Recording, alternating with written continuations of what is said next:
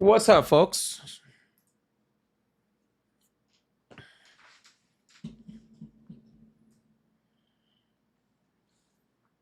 I'm gonna make myself a little higher on that.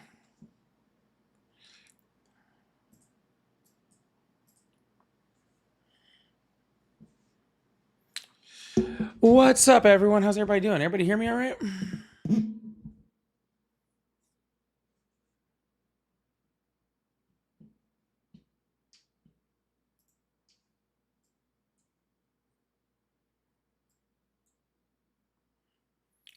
More of the same. Hey, everyone. How's everybody doing today?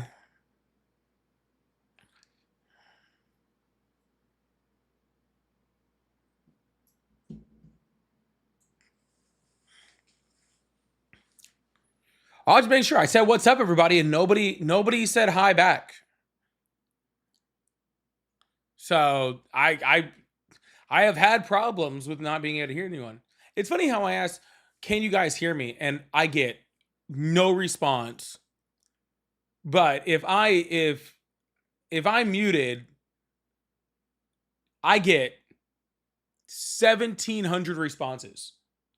Okay. If my mic's not on, there's 2,700 responses letting me know that they can't hear me.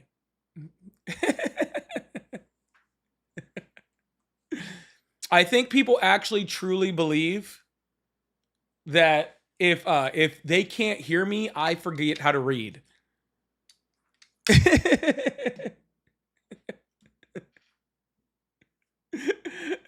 That my reading is directly tied to y'all's ability to hear me, I swear.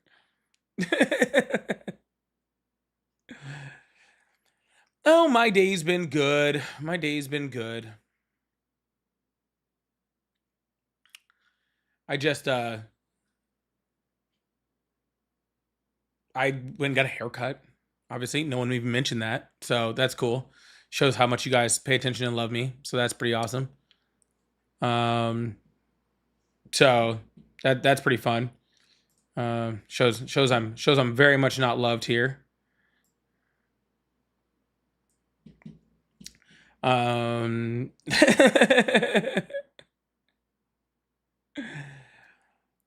That's funny.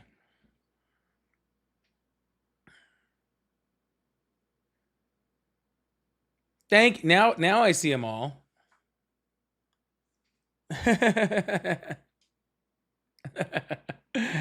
No, I had to do that, and then I had to take Safari to the vet today. I got to watch them take a cat's blood pressure, which I've never seen before. That was interesting. So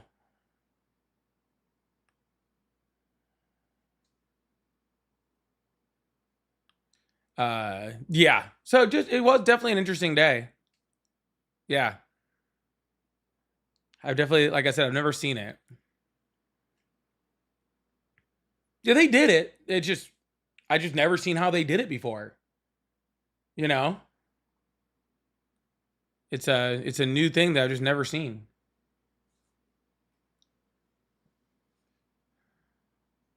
So yeah, it's like anyways. Is she okay? She has hypertension, better known as high blood pressure. So yeah. Yes, I see you guys saying that it's hard to read the chat because of the white background. But there's nothing I can do because I want to read the article from New York Times and I can't make New York Times change to a black background. So you guys are gonna have to tough it out until I move on to the next article. All right.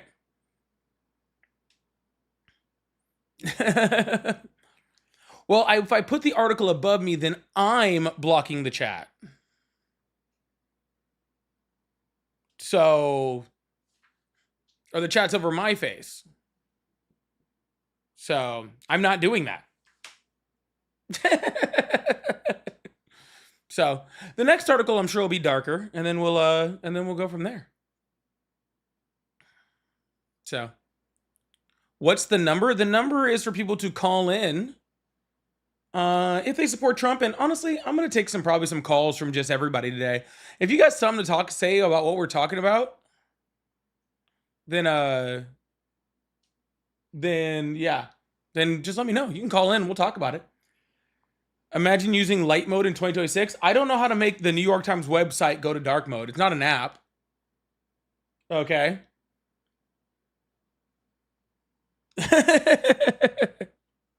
it's a website, dude. I didn't know. I don't know how to change it to dark mode. It's not dark mode on my phone because it's an app.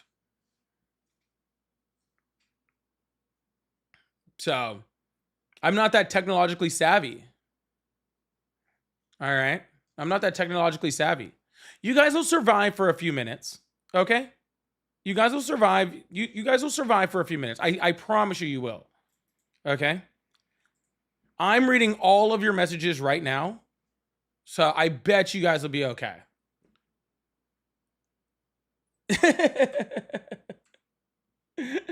I bet you guys will be okay for just a little bit.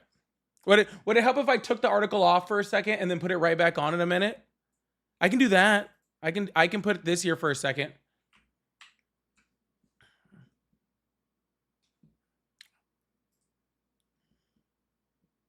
If that makes you guys feel better.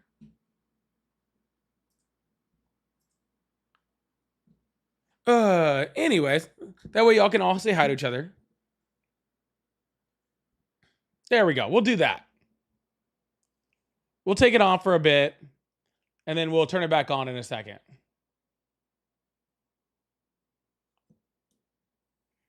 So, anyways, you have to tell us what her BP was. 280. It was 280. Yeah.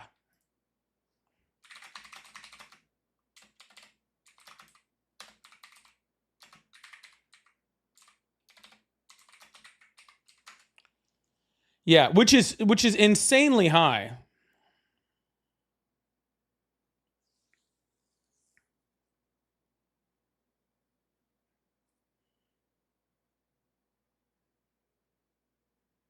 I guess anything above I guess anything above 160 is like way too high. Yeah. So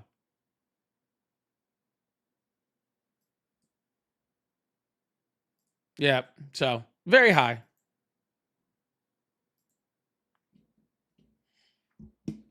Yeah, incredibly high, incredibly high. So yeah.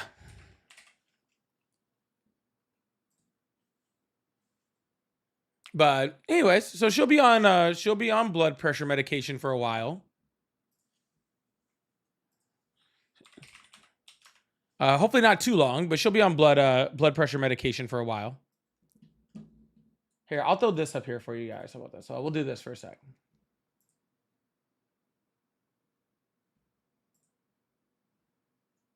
Here, I'll throw this up on the screen. Same thing, just from Ground News instead of New York Times. That way it helps you guys. That way it looks a little better. Sound good? Yeah. So someone said 160 to 220. I was told 160 was the high level. Like you didn't want to be above 160. So, yeah. What were her symptoms? The only symptoms she had, she popped a blood vessel in her eye. Yeah, and her eye filled up with blood. So, yeah. So, hey, honestly, in the realm of things that she could have for that to happen, high blood pressure was about the best one. So, truthfully, So yeah, there was a whole bunch of things that it could be. Um, so really at the in the realm of things, not bad. I'm not saying it's a good thing that she has high blood pressure. I'm just saying, uh, of the things that could make blood vessels in your eye pop, pretty not bad, not bad. Yeah. So we'll pick up her blood medication as soon as they're done. As soon as they're done filling it, and yeah. So fun stuff. You had to pay $5K to save one of your cats. So Summer had heartworm, and that's fucking expensive. Holy shit.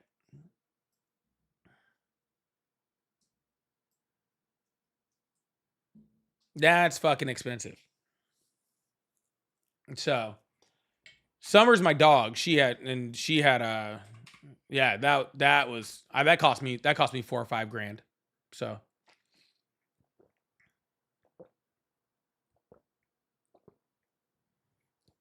uh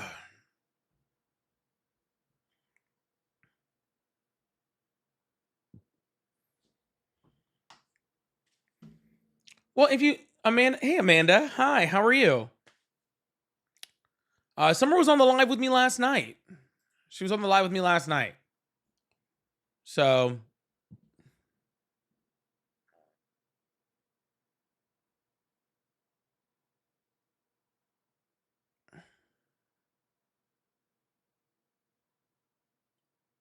yeah, she was on the live last night. She came up and said hi. It was cool. Anyways, y'all, thank you guys so much for being here. I really appreciate you guys. Uh yeah, she was on last night. She came and hung out. The people asked for Summer, so and she's all fluffy and well groomed right now too, so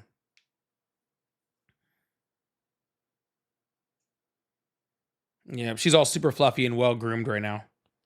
Anyways, thank you all for being here. We're gonna do a little bit of a mix today. You guys know I'm not usually on this early. But I found a new restaurant that I'm gonna go to tonight, and I want to take Ari to it. So we're going a little early, so I have time to take my girlfriend to dinner on a Friday night. Is that fair? And no, I did not find out what Summer did wrong last night. Yeah. So we're gonna do that tonight. So we're here a little early. So we're gonna do a little bit of a mix. So we're gonna talk to some Trump supporters, and we're not doing that. There's a whole bunch of little news we're gonna get into, and we'll get into the news in between when we're talking to Trump supporters. For my people over on TikTok and for my people that watch on the vertical live, how do you kind of like me doing this setup? I know I normally do this setup when I have another guest on, right underneath, and the guest is below me, but I was thinking maybe just doing this setup all the time now. I know you might not see quite as much as me, but for some of y'all that might be a good thing. Some of y'all might be like, I like seeing less of Polly. That is very nice of him. Also, if we get super low, um, a MAGA guy on TikTok stitched my last video. Yeah, the bottom's a bit hard to read because it's because I just haven't expanded it. That's all. I haven't gotten into it, so some MAGA guy stitched my video. See, that should be a little bit better. Yeah, some MAGA guy stitched my video that I posted yesterday, and I wasn't gonna watch it because like I know who he is, and it's literally not even worth the view. But I might watch it with you guys. We might watch it together on live. Yeah, I saw who stitched it, and I was like, no, I'm good. Absolutely unacceptable How dare you be a good boyfriend and a lefty? I know, disgusting, right? Yeah, I take my girlfriend out to dinner and ask for consent. So you know I'm not on the right. So, and my girlfriend's not my first cousin. So, you know. all all huge things to let you know that I'm not on the right. Yeah, or my sister. Yeah, not my sister. Not no blood relation to me. Okay, zero blood relation to me, which is pretty nice. You know what I'm saying? So.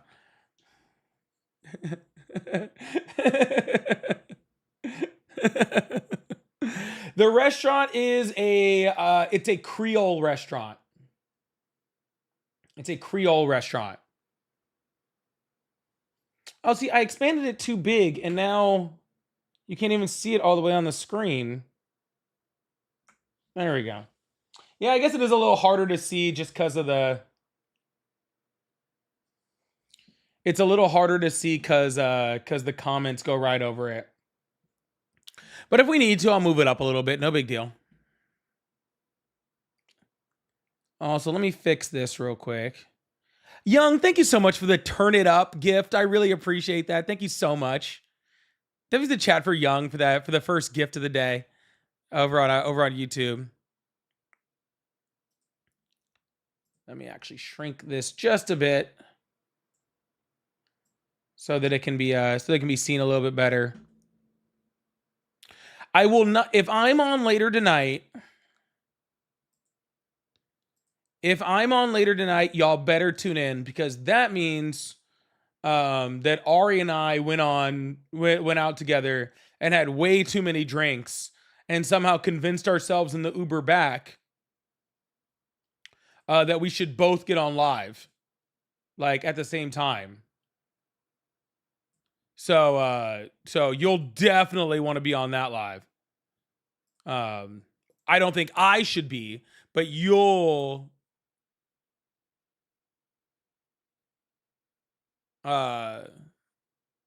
you guys should have a blast.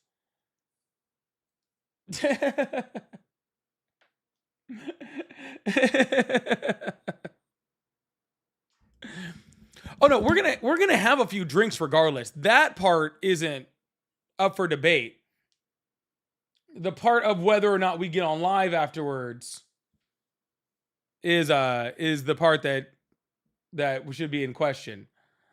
Anywho, let me throw my headset. We have someone in the TikTok guest request box that wants to talk.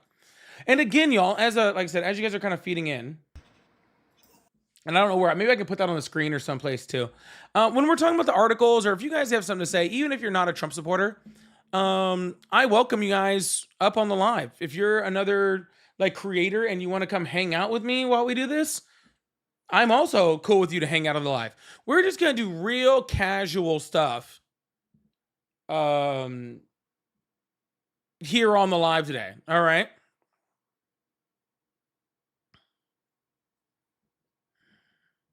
We're gonna do real casual stuff here on the live today. So I'm gonna allow a whole bunch of stuff I don't normally do, which for good reason, by the way. I didn't turn into this version of myself for no reason. So let me just get this thing in here. Hold on.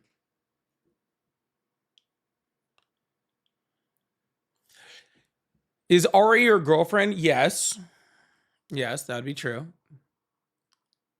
Feisty's here. Hey, Feisty. Yeah, it's Casual Fridays. That's what I should call the live on Fridays. I should call it Casual Fridays. I should call it Casual Fridays. All right. I want to put all those words on the screen, but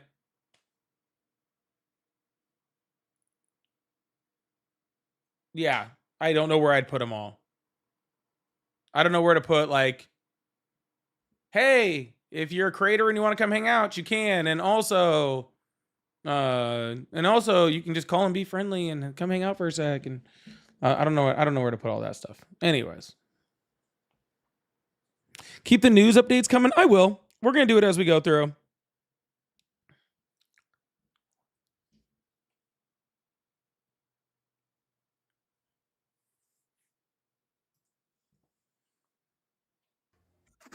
Hello, how are you? I'm great. How are you? I'm excellent. How old are you? 33. How old are you? This isn't for a dating app, sir. I need it for TikTok terms of service. They already know how old I am. Anyways, Where are your do you, hold on though. Where are your pronouns? I don't want to misgender you. oh, you came up yesterday. Did I? Yeah, you said the exact same thing. Yeah, you don't even have new material. You don't even have new material. I So mean, you you're a literally, dem. like, If you literally came up yesterday, and I asked how old are you. You told me, then asked how old I am, as if we're talking on fucking Grinder or something. And then right after that, you said about the pronouns. And I told you could go look them up and read them, which you then did do, right? And then all of a sudden, have now forgotten that A, you were on the live, and B, what those pronouns are. All right, so. And since that conversation went to absolutely nothing yesterday, and I assume it will go to absolutely nothing dude, again, you can't I'm debate. not going to waste my time. Okay? Cool. He was literally the first caller I had yesterday. And he did the exact same thing. That's insane. That's insane. Yeah. Like how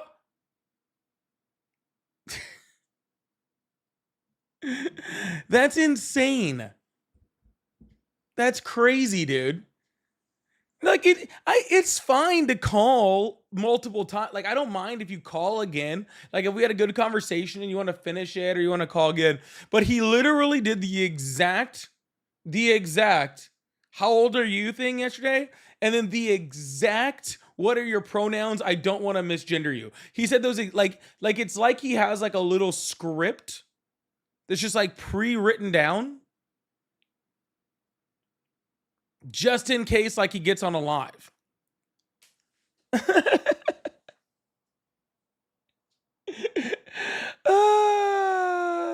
So funny.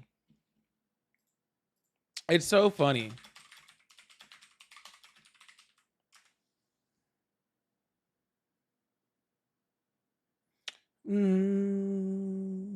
No, don't care about that.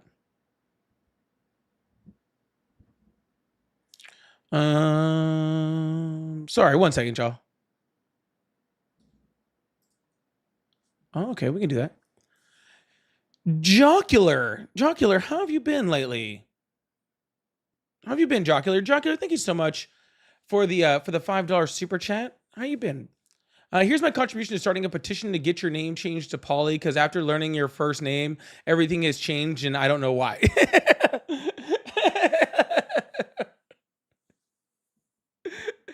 Uh,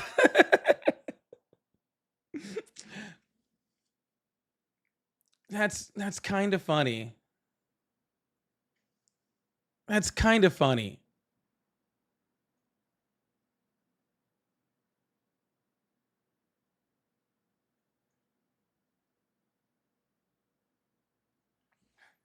That's funny. But anyways, thank you, Jocular. There was the chat for Jocular for the first super chat of the day. Yeah. I don't know why. I don't know why you guys are so bothered by my first name. I don't know why you guys are so bothered by my first name. It's really funny.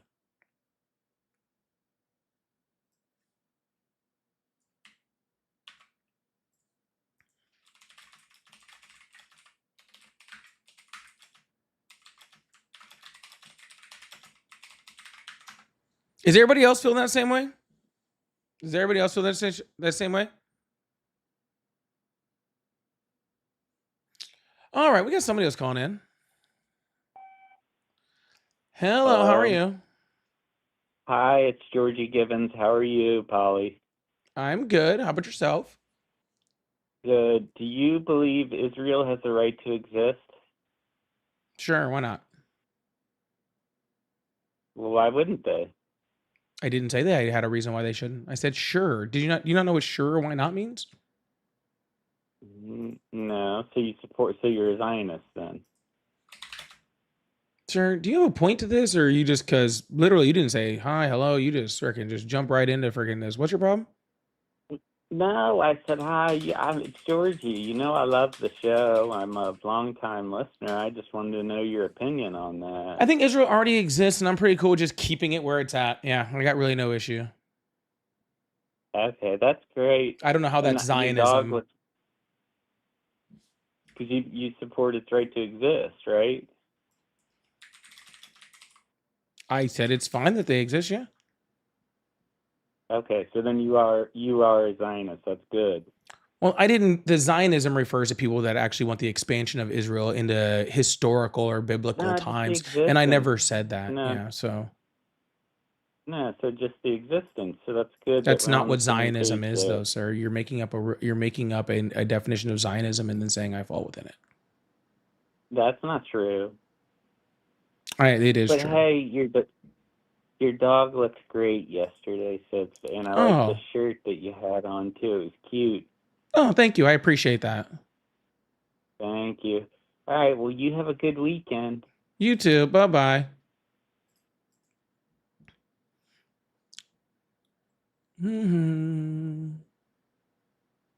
Anyways, yeah, a little bit. Anyways, while we're waiting to see if there's any Trump supporters in here to call, I know I got this one guy over in my chat. His name is Peyton, I think it is, or something like that.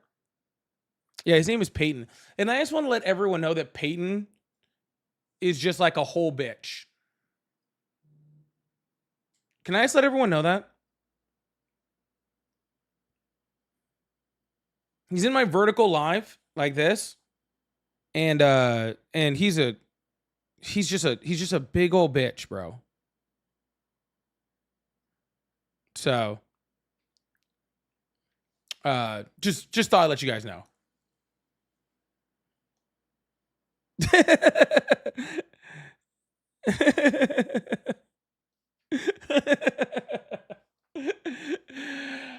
The reason why is because he's just blowing up my chat just with questions.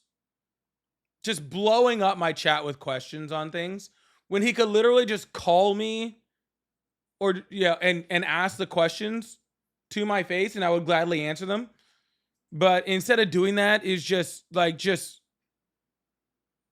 running his mouth in my chat for no reason. Like, you got questions, call the number. That's why it's there. Okay? I don't argue with the comments. Okay? I don't argue with the comments. You gotta have a full pair. Anyways, Trump can't rename the Kennedy Center. Which I know might not be the biggest news for everyone. And so like and I do have some people that I think want to talk. I'm not talking to you, but I do have some people that might want to talk to me in a second.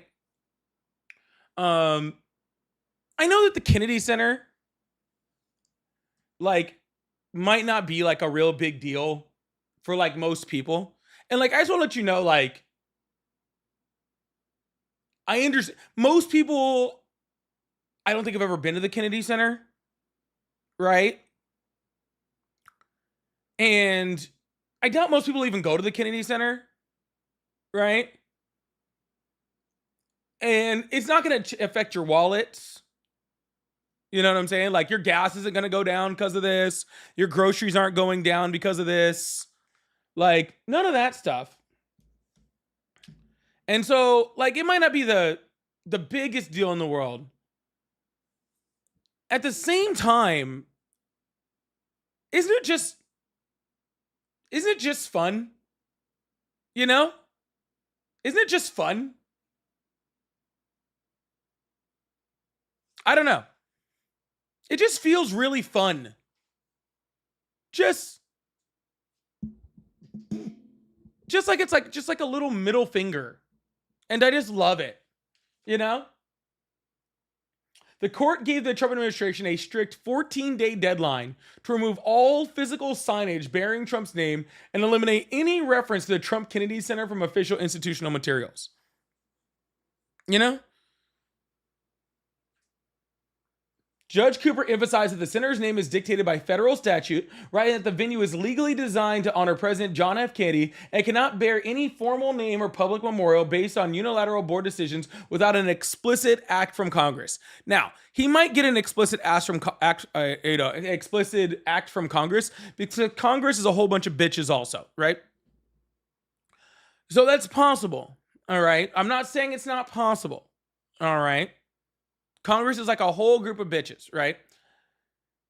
And MAGA Mike Johnson, literally, I don't even know how he even gets words out with so much of Donald Trump's junk in his mouth. You know what I'm saying? Well, actually, it's probably because it's not enough for a mouthful. So that's probably how he's able to speak, I'm guessing. But he might get the act for it, okay? He might get the act for it. That's totally possible. Like, I don't know. All right. But it's just like, fuck you, dude. Like, how, like, do you understand, like, the level of vanity? Like, the level of fucking. The amount of narcissism it takes to, like, just start building golden arches of yourself and golden statues of yourself and renaming buildings after yourself. I was actually watching this whole thing on North Korea. I've been watching. I got sucked into a North Korea. I got sucked into a North Korea rabbit hole, just cycle down. And it was showing all these towns, and each town has like a center, and in the center is a statue of all the leaders, right? And it's like, I was watching these videos, and I'm like, that's what Trump is fucking doing. Like, that's what Trump is fucking doing. He's doing the same fucking thing, right? Everything has to have his name on it. Everything has to be covered in gold. We're gonna build monuments, and like it kind of takes me back too, because it's like you look at history, and you have like generally, you know, monuments are built for leaders after they're gone and they're great, you know, generally, or if they were built for those leaders, it was like. You know, it was like Alexander the Great or like Napoleon, who was like, I conquered a whole bunch of shit. I'm going to make statues of myself. Right? I just got a restriction on TikTok. Can y'all make sure they love the TikTok shop in there and send those heart me's and stuff? I just got a restriction for that, which is crazy. But anyways, it's just nuts to me to watch that and be like, oh, Trump has just decided he's not going to do anything. And instead of actually doing something that's actually, you know, that's actually benefiting the United States, where people would want to remember him, right? Because if you're a great president, they're just going to start naming shit after you anyway. Like, I'm sure that, like, you know, it might take a while and stuff. I'm sure it might take a while. But like Obama's going to have like memorials and monuments built about him on his own, just for being awesome. You know? Biden probably won't, but that's okay. Obama's going to have those things built for him regardless, right? And it's just going to happen independently over time. I know people are saying, so I don't think Biden will. I'm sorry. I'm just sorry. Like, you have to have okay presidents too. That's all right. It's not a problem. Okay. It's totally okay to be a decent president. Like, that's fine. That's what Biden was. He was a very decent president. And that's totally okay. All right. But what I'm saying is, like, yeah, Donald Trump he's just decided that he's going to build monuments to himself. And I hope whoever becomes president next, no matter what he builds, tears it down. Because he's truly going to be like a stain. He's going to be a stain on the history of the United States, right? He's going to be no different than these fucking Confederate fucking monuments that we see from a bunch of loser fucking Confederates from the South, right? A bunch of losers who lost who had a bunch of monuments built by a bunch of fucking racists. Right? And it took way too long to start tearing them down. You know? It took way too long to start tearing them down. But I mean, we got there. So, anyways, hopefully all of this shit gets stopped immediately. Hopefully it's all torn down immediately. I did hear, and I'll bring this up in a second because I do have a couple callers that I want to get to. But about some other legal woes from the Trump administration that's happened very recently. So that's really awesome. So we're going to get to a bunch of Donald Trump's legal woes, which, I mean, personally, I love. Well, actually, I lied. We're going to get to one more before we move on. U.S. judge temporarily blocks Trump's $1.8 billion weaponization fund.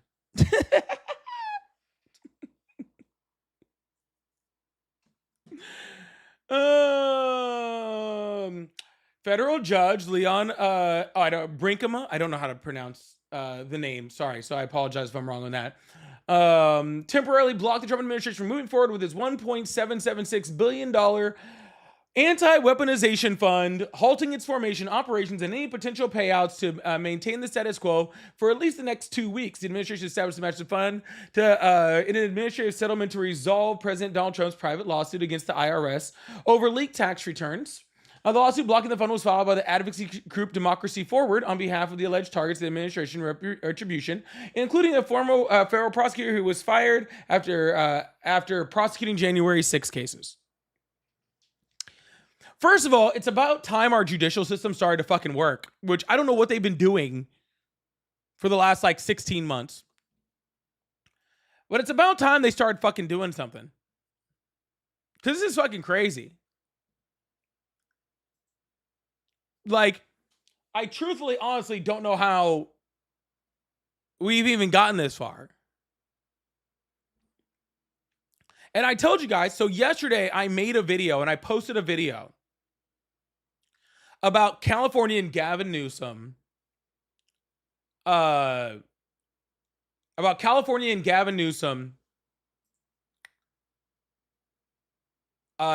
they were going to put 100% income tax on anybody in California who got money from this fund, right?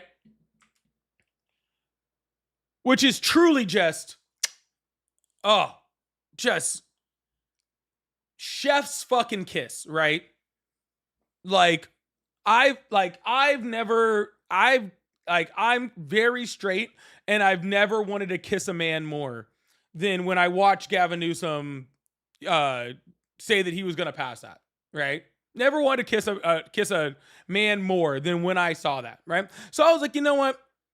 I'm going to make a video on it. That's what I'm going to do. I'm going to make a video on it and just talk about how I think it's hilarious, right?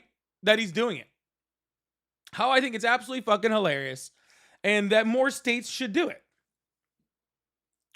And it was a good little video. Not very many people watched it, I'm not going to lie. I think it was at 1,800 views or something last time I saw it.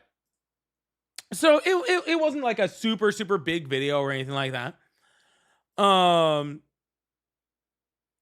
Pretty sure Newsom can't do that. Oh, he was talking to, I believe, his Speaker of the House when he said it.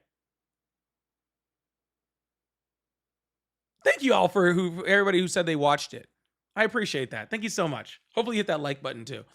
I believe he was talking to the California Speaker of the House when he said it. And he absolutely said hey, because he can't do it, right? Because again, the ability to tax doesn't belong to the executive. Gavin Newsom understands that, even though Donald Trump and Republicans don't. But Gavin Newsom understands that. And so he's going to work with his Congress in order to do it. And honestly, Assembly Polly, thank you. Sorry, I appreciate it. So, yeah, so Gavin Newsom understands that he can't do that, but they're going to work with their legislature and try to do it because that's who has the ability to tax. But so I made that video, and honestly, I didn't really think too much about the video. I just threw it up there as a quick little video to kind of just have a video out, right, about it, because I thought it was interesting. I've been doing this thing where I'm doing a lot more videos on things. Might get loud for a second. On things that I just like that happen, and less what I think is gonna get, you know, views, and that's okay. I'm totally okay with that. So then yesterday, okay, I gotta find it though. I gotta figure out how to find it. Nope, that's not it. I think it's in notifications. Somebody, and this guy's name is the Hoff. I don't know if you guys have ever heard of him. He's an idiot. I thought I had him banned from my channel, to be completely honest with you. I didn't even think he was allowed to see my shit anymore. Right? Because he's just a big old troll, like fucking thumb looking ass, right? So anyhow, all of a sudden the last night I was sitting around, like, just doing whatever, and I see that somebody mentioned me in a video, and it was actually very sweet because somebody mentioned me in a video not too long ago, right? And it was actually a very, very sweet video. Her name is that girl Lisa. She made this awesome video. She tagged so many creators in it, and it was just talking about, hey, like, how much, people that that create on this app, and people that spend a lot of time, bringing out information and bringing out resource and studying and doing all sorts of stuff, how much sacrifice they do and how rough it can be, especially like, when the algorithm treats you wrong or something, and or you start getting, taken down for a bit or whatever, how hard it is, and just understanding that it's difficult. And I thought it was a very beautiful video. So after I saw that, and I was like, oh, okay, cool. Like, I want to check to see what other things people are tagging me in. Like, I think it's kind of cool, right?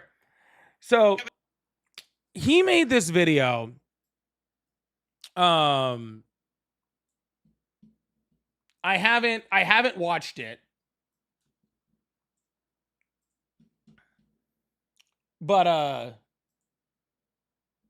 it tags my video. I'm almost kind of curious on what he has to say about this. Gavin Newsom in California did the funniest thing. So this is him. Okay, in case you were wondering. All right, this is him. You guys want to hear what he has to say about my video? I'm curious.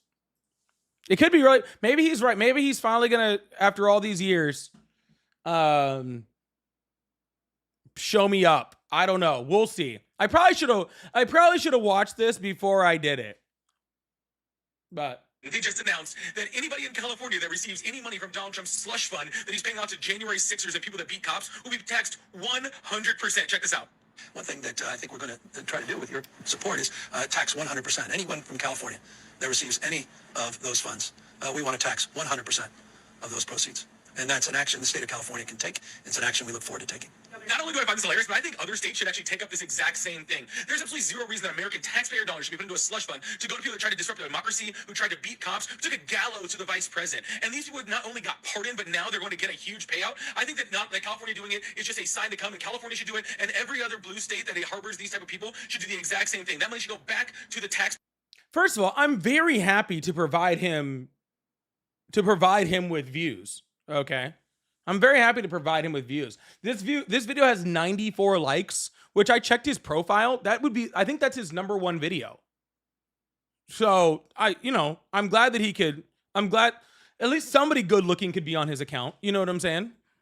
Not to the pockets of criminals. Yeah, clearly you and Gavin Newsom need to go read the Constitution again to understand that he can't do that. Neither can any state be doing that, because Article 1, Section 10 deals with the Bill of Attainder, which says that you can't go after a group like that and single out the group without going through a trial. That's completely incorrect. First of all, this bill isn't going after a group. It is going after a certain type of income, which is not covered under Article 1 whatsoever. And if you've ever watched the Hoff, trust me, he's never read the Constitution. So I don't know what kind of chat GPT shit he's talking about, but that's not true at all. It also violates the 14th Amendment when it comes to the Equal Protection Clause, because you can't single out a group like this. You have to go ahead and do that to anyone getting a federal settlement. Also not true. None of that is true. That does not fall under equal protections whatsoever. We've seen this already. We've seen multiple states do this, and we've seen California already do this, where we've seen them tax a certain type of income or a certain type of settlement or anything like that. They can legislate their own taxes. Not to mention that all of the equal protections that he's talking about under the Constitution refer to federal taxes, not to California state taxes. You also have the supremacy clause because they're going after people that get a federal settlement. So they're trying to nullify what the federal government has already settled. You got a due process. First of all, the federal government settled it for the federal government, not for the recipients that it gets passed down to. So there was no legislation, there was no decision that was actually made in this, because what he's saying is that a court would have had to have decided that by the law, that has to happen. But that didn't happen because they knew that if they actually took it to trial, that the judge would actually find that it's completely illegal for them to be able to actually do this, because it's literally the federal government suing the federal government on behalf of the federal government. They're suing themselves, and you actually have to have a different party in order to sue someone. So this was settled outside of court. So therefore, it was not a legal decision. So therefore, it doesn't fall under any of the things that he's saying. By the way, I'm reciting all of this off the top of my head. I haven't even seen this video yet. This issue here as well. So you might violate their civil rights when doing this, which then means you're going to spend more taxpayer dollars because you violated their due process civil rights. Again, there wasn't due process because it wasn't legislated. Okay? There wasn't due process because it never went through a judicial court. All right? This is why I generally don't read these things. Right? This is why I generally don't read these things. Okay. This is why I generally don't listen to things like this. Okay. He's literally just chat GPT'd. He literally just chat GPT'd how people could stop someone if there was a legal fucking, it was dropped, not settled. I apologize. It wasn't settled within the court system. It was settled outside of the court system. So therefore, it doesn't fall within the judiciary at all. So everything that he's saying is completely inaccurate, by the way. So anyways. And then you got a First Amendment retaliation on top of this. Just because you don't like the settlement doesn't mean that you can violate their First Amendment rights on this one. Now, it is not a legitimate tax that you can impose. Now, if you want to say that this is income and you want to do your regular income tax, that is allowed. But that's all you can do without taxing everyone that got a federal settlement. But then you run into the other issues that I've stated. So it's not going to be something that stands in court. Nice try. All of that is horseshit. Any argument? I'm sorry, did he beat me on that one?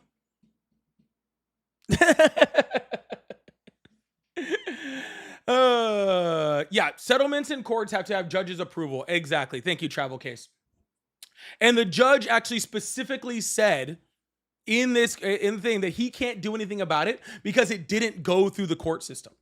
See, this is what happens. Oh, maybe, yeah, is Jocular still here? Jocular can talk on it. This is what happens, okay, when you try to go so far out of the legal system in order to pay off your fucking criminals. All right. If they had actually let it go through the legal system, well, I guess if they had gone through the legal system, it would have lost, so it wouldn't have fucking mattered. So it doesn't really have a chance anyway. But regardless, because of that, they can do it. It's like people like the Hoff right here, I don't want to see his face anymore, so I'm going to get rid of him.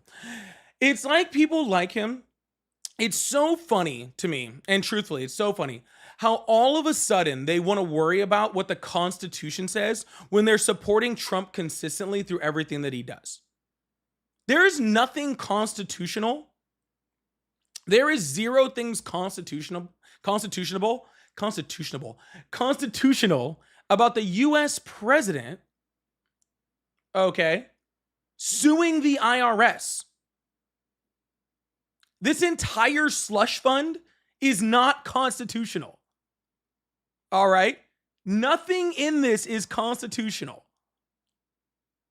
So I do find it absolutely hilarious when people like this guy are like, oh, the slush fund that is unconstitutional, it's against the Constitution in order to tax it, in order to tax the unconstitutional slush fund. I think I'm going to go back to not watching videos anymore.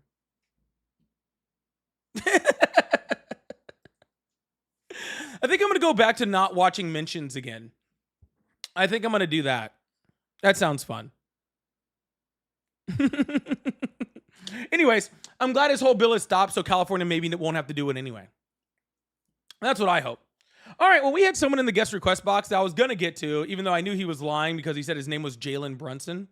So I was like, I wasn't going to bring him up, but then I was going to bring him up and then he left. So that's all good. Patience isn't a virtue. Yeah, exactly. Now they care about the Constitution. All of a sudden, now they care about the Constitution. What a fucking joke. Anyways, y'all, if you guys would like to support the live, I do have super chats. I do have gifts. I do have the coffee magic up. So I really appreciate you guys. Thank you so much. Speaking of which, Angie, thank you so much for the $5 super chat. Say it's my birthday weekend, turning the big 40 on June 2nd. Thank you for starting it off right, Polly. Happy 40th birthday to Angie. Happy 40th birthday to Angie. Can we get big W's in the chat for Angie for her 40th birthday? Should we sing to Angie? Should we sing? Yeah, I know. I could have debated Jalen Brunson.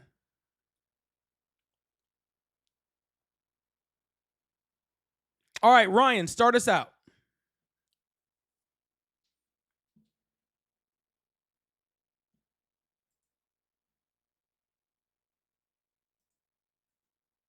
Was that man from California? No, that man's not from California. I'm waiting for Ryan to start it.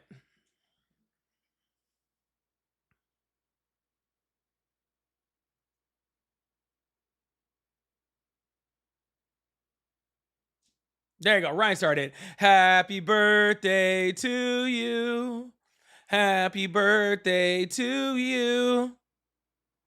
Happy birthday, dear Angie. Happy birthday to you. And at least like 40 more or 50 more. I don't know how many more you want. I don't know how many more that you want.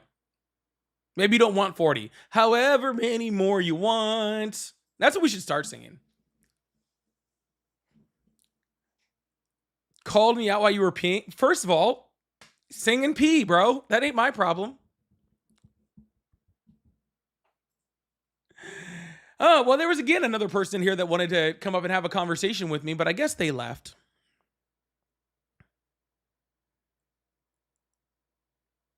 I guess they left. That's okay. Dude, Ryan, how am I supposed to know when you're peeing, bro? Like, put something in the chat or something.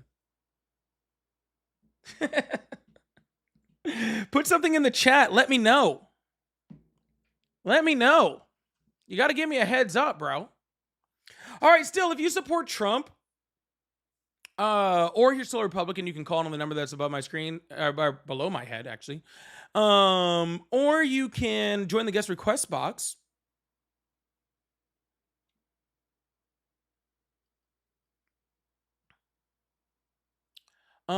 If not, I'm just gonna go through a few more things, honestly. I'm just having fun hanging out today. Oh, it looks like we got another birthday this weekend too. Or today. Was it tomorrow or today? Sunshine's birthday is too.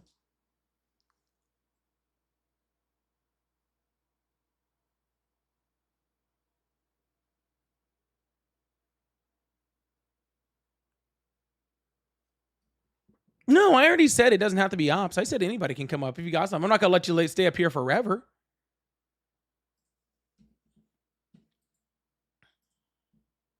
Somebody said something about this too. I want to put this on the screen because someone said something. And it was actually pretty crazy because somebody said what'd they say? I don't want to phrase it wrong.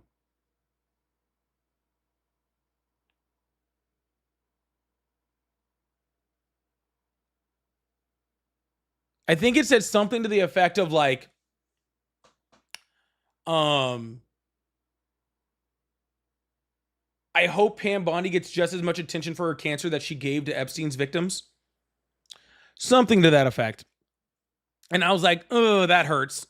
That one kind of hurt. Not gonna lie. That one guy, I read that earlier.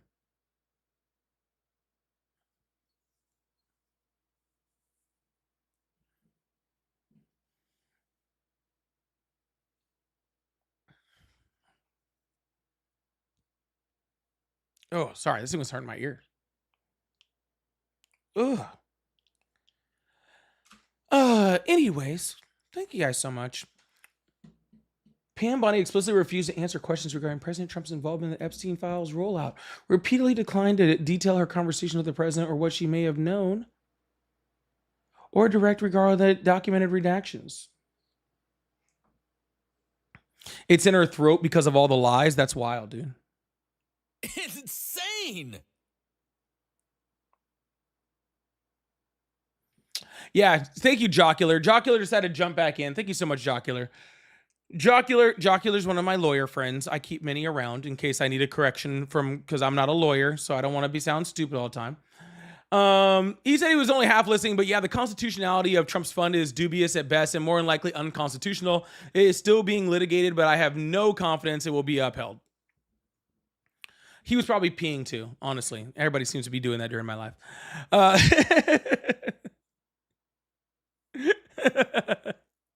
Hey, I don't want to be hey, I don't pretend to be a lawyer, man. You know what's really sad too? And Jocular, I of course don't mean that. First of all, thank you so much for the $10 super chat, Jocular. I really, really appreciate that. W's in the chat for Jocular. Yeah, the whole fucking thing is unconstitutional. You don't get to claim that taxing it's unconstitutional when the fucking slush fund's unconstitutional. You fucking dingbat. Anyways. You know what the sad part is too? I was actually going to bring this up on my podcast episode. That, by the way, if you haven't followed my podcast, make sure you guys do that, please and thank you. But Adam, thank you so much for the gift. Also, I appreciate that. If you haven't followed my podcast, please do the Polypolitics podcast on Spotify, Apple Music, all the fun stuff, iHeart, YouTube, all this. Oh, I don't want to bring that up over there. Whoop. I want to bring that one up over here.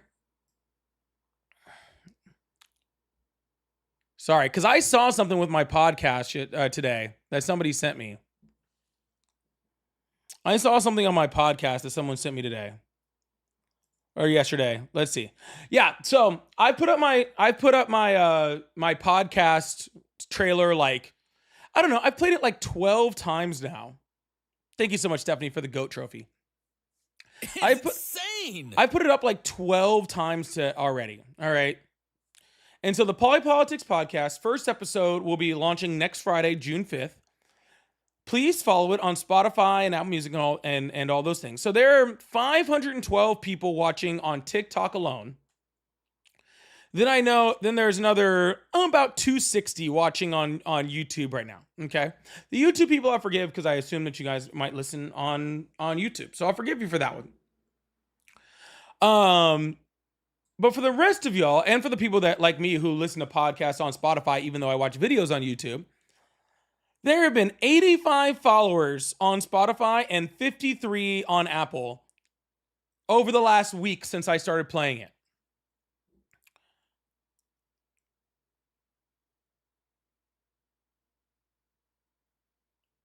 Anybody?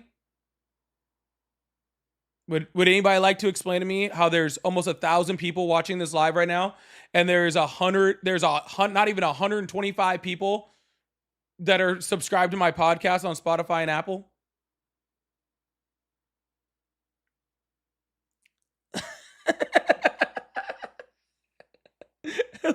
I'm just asking, okay? I'm just saying, all right?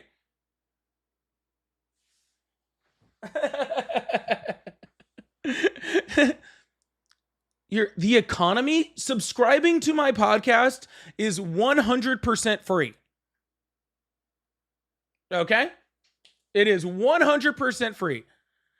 It costs $0 and 0 cents. And you'll be able to listen for $0 and 0 cents. All right. Yes, Mikey, it will be on there also. So, anyways,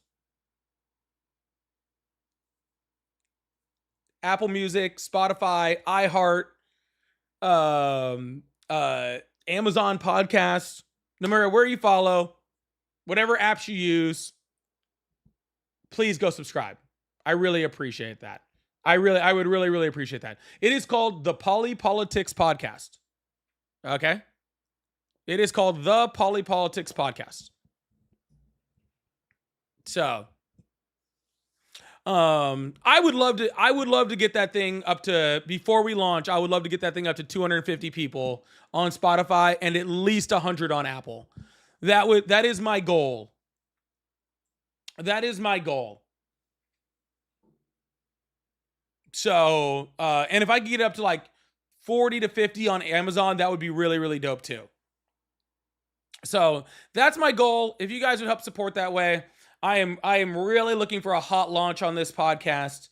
Well, no, but that's totally fine. Again, first of all, I'm pretty sure Spotify is still free. There's still a free version. But if you don't, wherever you listen to podcasts, it doesn't matter whether that's YouTube, whether that's whatever, just make sure you're subscribed. And I really appreciate that. I'm not trying to get you to pay for anything, okay? I'm not trying to get, this is not me trying to get you to pay for anything, okay? I promise you it's not. All right.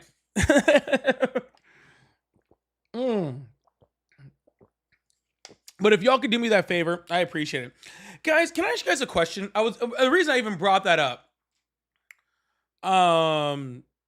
First of all, if you still support Trump or you're Republican, you can call in on the number that's below me right here. The name of the podcast is the Politics Podcast. Okay. Do y'all remember when you guys used to think lawyers were smart? I was gonna bring this up on the podcast. I might still bring it up the podcast for a second. But do y'all remember when you used to think lawyers were smart? Thank you, Amy. Thank you, Ryan. Thank you for all the people that are subscribing. I appreciate it.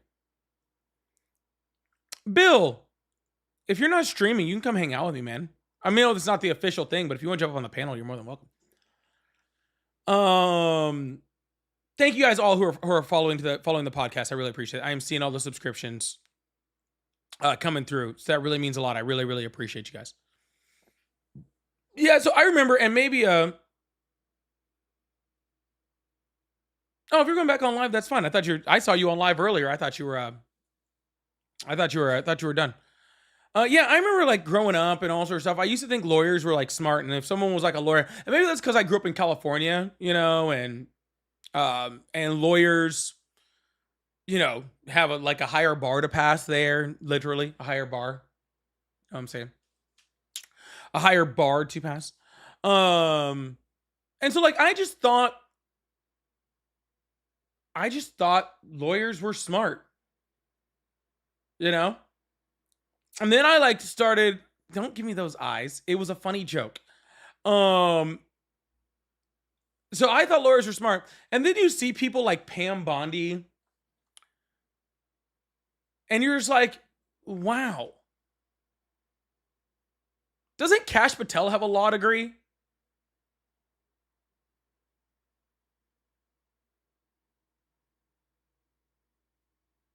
I think Kash Patel has a law degree, doesn't he? Yeah, you guys are talking about no ethics. He's just not smart. Like, he's just not a smart human being. Like, at all. All right? I know, but like, you say they lie for a living. I get that. I get the ethics thing. Kash Patel's not lying. He is just lost. Like, he is just lost. I don't know where the hell he got his law degree from, but that dude is just not bright. Like, at all. Must have been a lot of cheating or a lot of money getting people through school. I don't know what it was, but man, they are rough, dude. They are absolutely rough.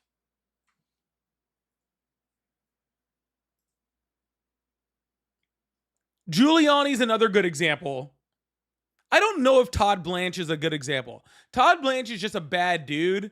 I don't know for sure if he's a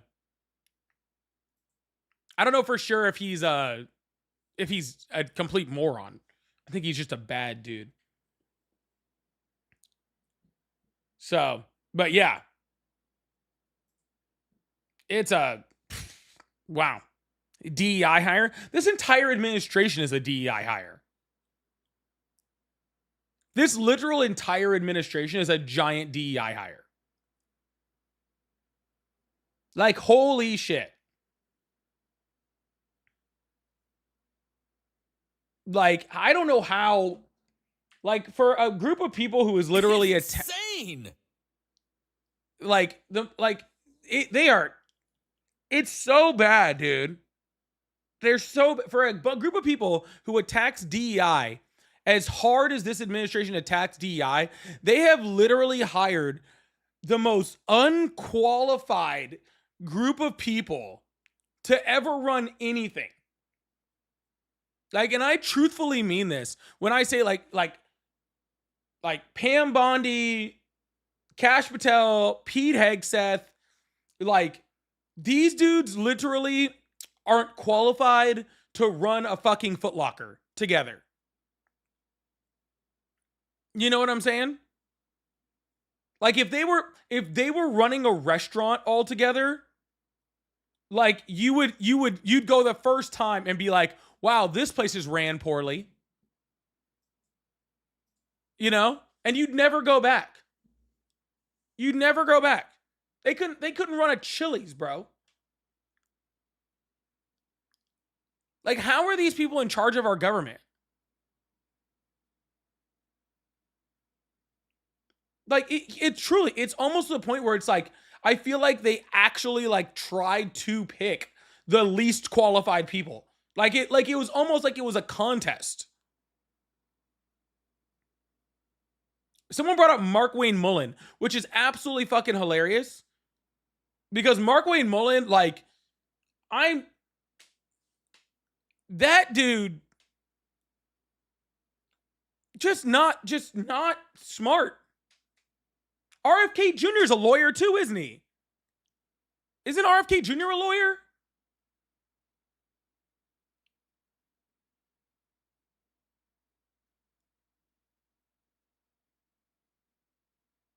Like, are you fucking kidding me here?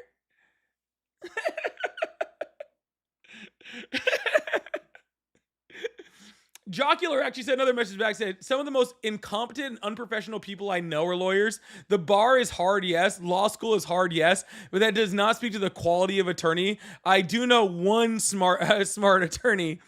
I know a few. You're one of them. Okay, so I know quite a few very, very intelligent lawyers.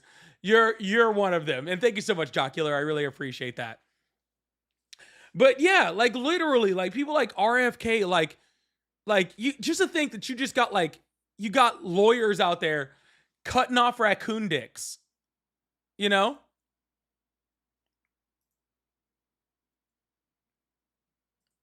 Like, just to think that you just got lawyers out there just cutting off raccoon like dicks and fucking jumping in pools with jeans on.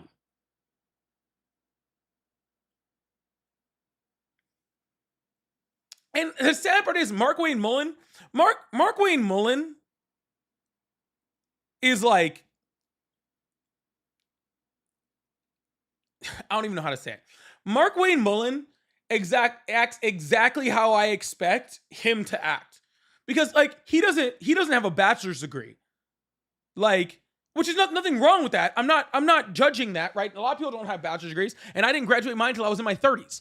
You know what I'm saying? So I'm not judging on that, okay? But he's like, he has a degree, like, from, like, some, like, he has, like, an associate's degree in, like, construction something, you know, like, or something like that. And, like, the way he talks and the way he acts, I'm like, yeah, I expect you to be trying to, like, fist fight someone. Like, you're a career construction worker. Like, I expect you to, like, want to, you know, go fight people. Or plumber, that's what he was. Like, to go fight someone on the Senate floor for just saying, like, you know, like, whatever, like, that's fine. And I honestly expect you to probably take swings at each other and probably be cool afterwards. I got no problem with that, you know? Now, granted, should you be in charge of DHS? Probably not, you know? Like maybe like housing development, maybe that'd be a good spot for a plumber, you know? But DHS, I don't see it, right? Like I just don't see it. I don't, and honestly, he's gotten to this DHS position and we've barely heard anything from him. I think the only reason he was put in there is because he's in Oklahoma and they just didn't want you to lose the Senate seat. But it's crazy. Yeah, no, that's really true. Without a BA, he went from state superintendent to DHS secretary. That's wild.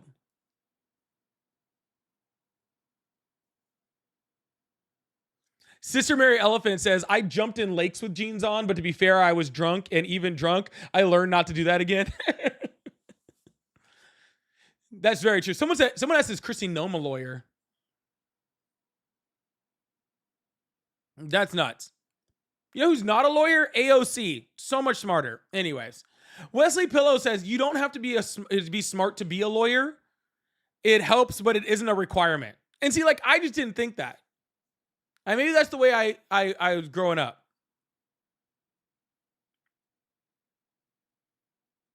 I just was raised to think that lawyers were smart. I've been found to be wrong since then, and that's totally okay. Thank you, Wesley. I appreciate that. Someone says she has a high school diploma. Is that true? Is that really true? Hold on, I gotta look that up. What is Christy? What is Christy Nome doing now? That's a funny thing to just Google. Sorry, what is she doing now? It's just a funny thing to Google. I just typed it in. That was the first thing that popped up. I'm just really curious. What is Christy Nome's level of education? Let's see. She actually has a degree in political science.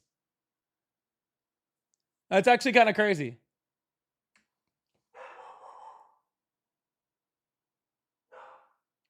Oh, do you see it? Sorry, I don't know if you guys can read this or not. I know that the writing can be kind of small.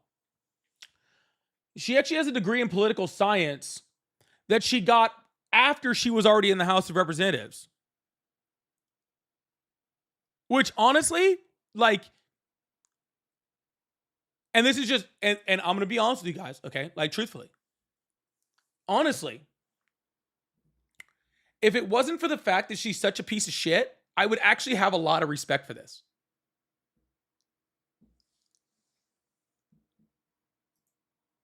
Like, truthfully and honestly. I would honestly, truthfully have a lot of respect for somebody who got into the House and then went back and got their degree in political science. I would actually have a lot of respect for that. But then she just turned out to be really shitty. I don't know.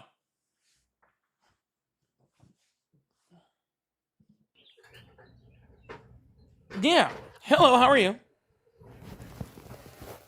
Hello? Keith with the pretty puppy in the picture?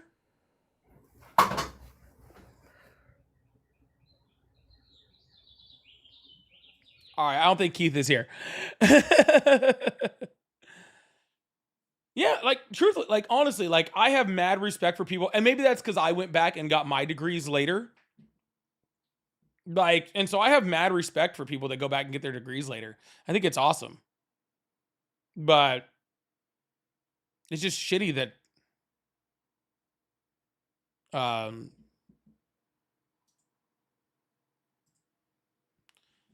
yeah, it's just shitty that she did that and then became such a piece of shit. Because if I had found that out, found that out, like, oh Jesus, if I had found that out and she was actually like a good person, that would have been, anyways. Yeah, there's nothing wrong with going back and getting your education later. I think I was, when did I graduate my bachelor's degree? I think I was about 30 when I got my BA.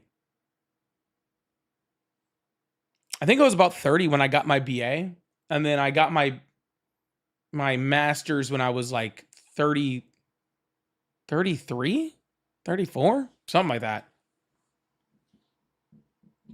So yeah, there's nothing wrong with that. That's awesome. But it's unfortunate.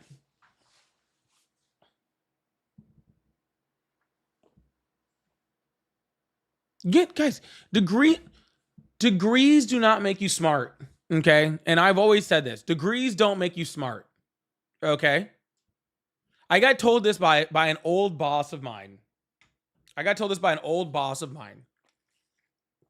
I get told this by an old boss of mine who said getting a degree is, unless you're getting something like very specific, like if you go to law school to become a lawyer, like you should go to law school before you're a lawyer. Like you should go to medical school before you're a doctor, right? Like those things, like those like type of like STEM degrees and stuff like that. Those are different, right? So let's put those to the side. Boop. Okay, cool. Please don't like, yeah. So depending on which degree, right? So, especially the doctor one, please go to medical school. Like I want all doctors to go to medical school. Please and thank you.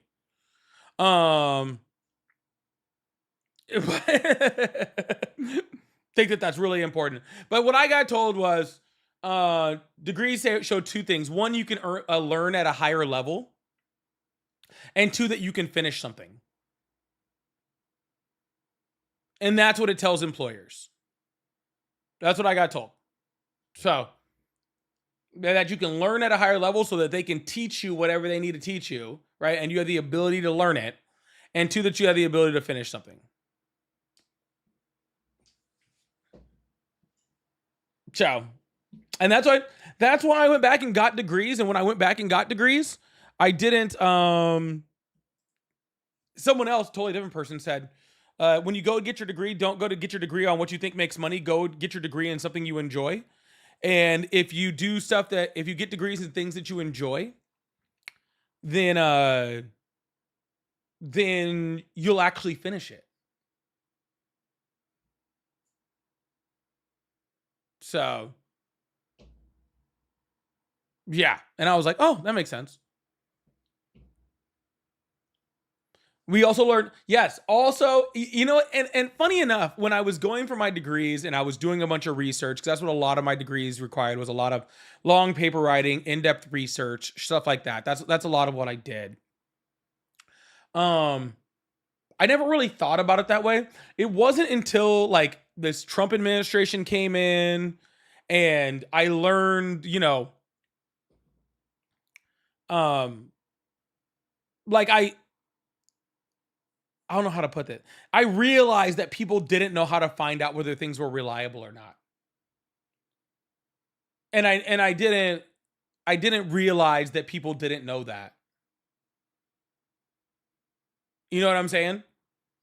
Like it is something that you learn in school. Like you have to be forced to learn it, because anybody who's ever done research in college knows that researching sucks ass, right?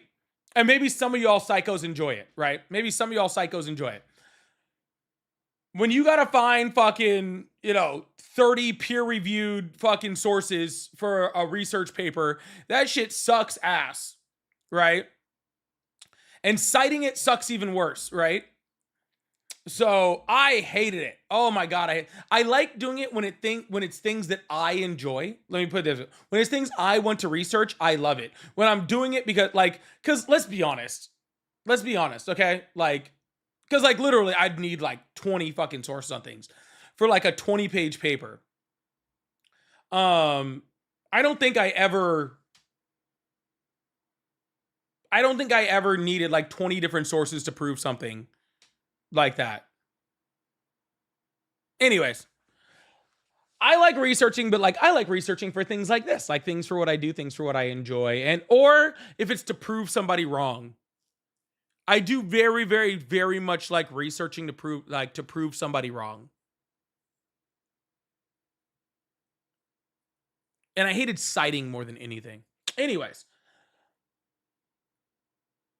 when I was doing all the research stuff like that, I didn't really think about it I'll tell you guys a great story about when I did something, when I researched to prove someone wrong one time, and it was so satisfying.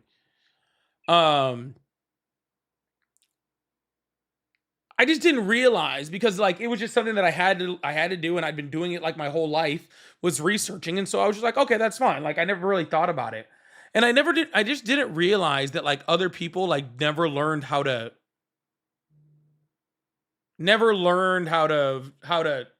figure out whether something was truthful or not. And I think that's such an, like, I don't understand why isn't that taught more in high school? You know?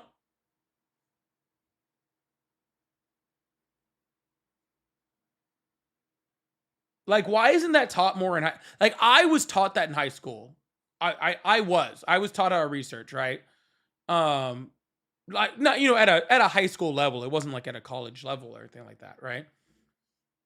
Um, but yeah, I don't know. Like, people just didn't learn this. So, anyways, it's kind of strange. And a lot of people are like, oh, I do this and I love finding flaws in systems. I think you guys are confusing like what kind of research I'm talking about. I'm not talking about research where we get to diagnose a problem.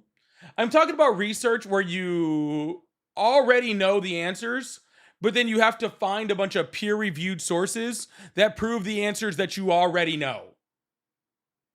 All right? That's the ones that drive me nuts. Yeah, the ones where I have to go through fucking 100 different peer-reviewed research articles to find shit that I already know. That's the part that I'm not talking about just finding stuff that, like diagnosing problems or doing anything like that. I'm talking about, I know exactly what this is about. Like, I have to write this 20-page research paper, and I know exactly what it's about, and I can find all this information, but I have to go through 100 different fucking peer-reviewed studies in order to find it. That's what I'm talking about sucks, and it blows. And then you're pretty much writing the paper because you already know all the fucking information, and so you're writing the whole paper, and then you're having to find different citations to bring in to back up the shit that you already know. I'm not frustrated, you're frustrated. Anyways.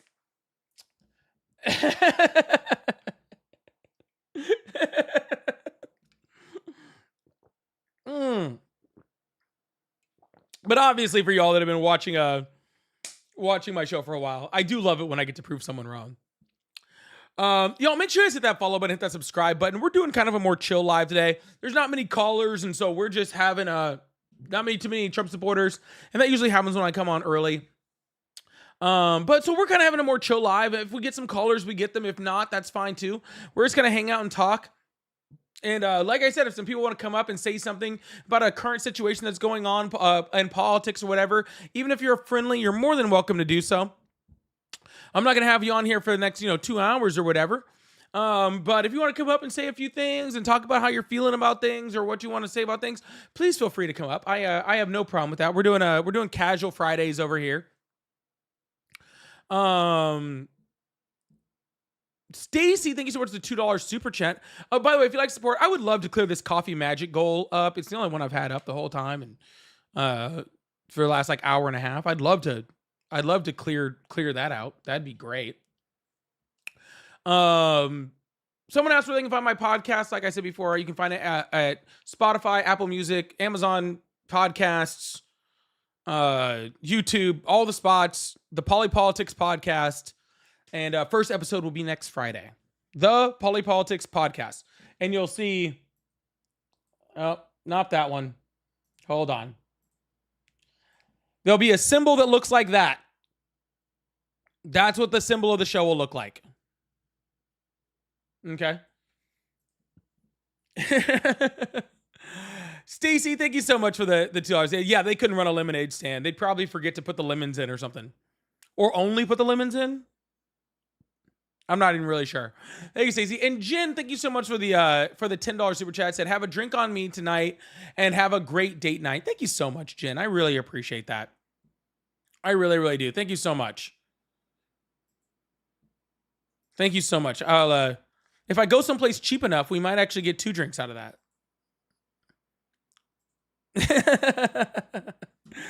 Yeah, thank you so much. I really appreciate that. Yeah, so my favorite time ever researching for something, and then we'll go back into some politics stuff or whatever. I don't care. And again, if you want to comment, call in friendly, you're more than welcome, or join the Guest Party, you're friendly. If you still support Trump, come on in also. Or you're a Republican, call in also. We'll have a conversation about it. I drink cheap, so I'm good. But well, I can drink expensive. It just depends.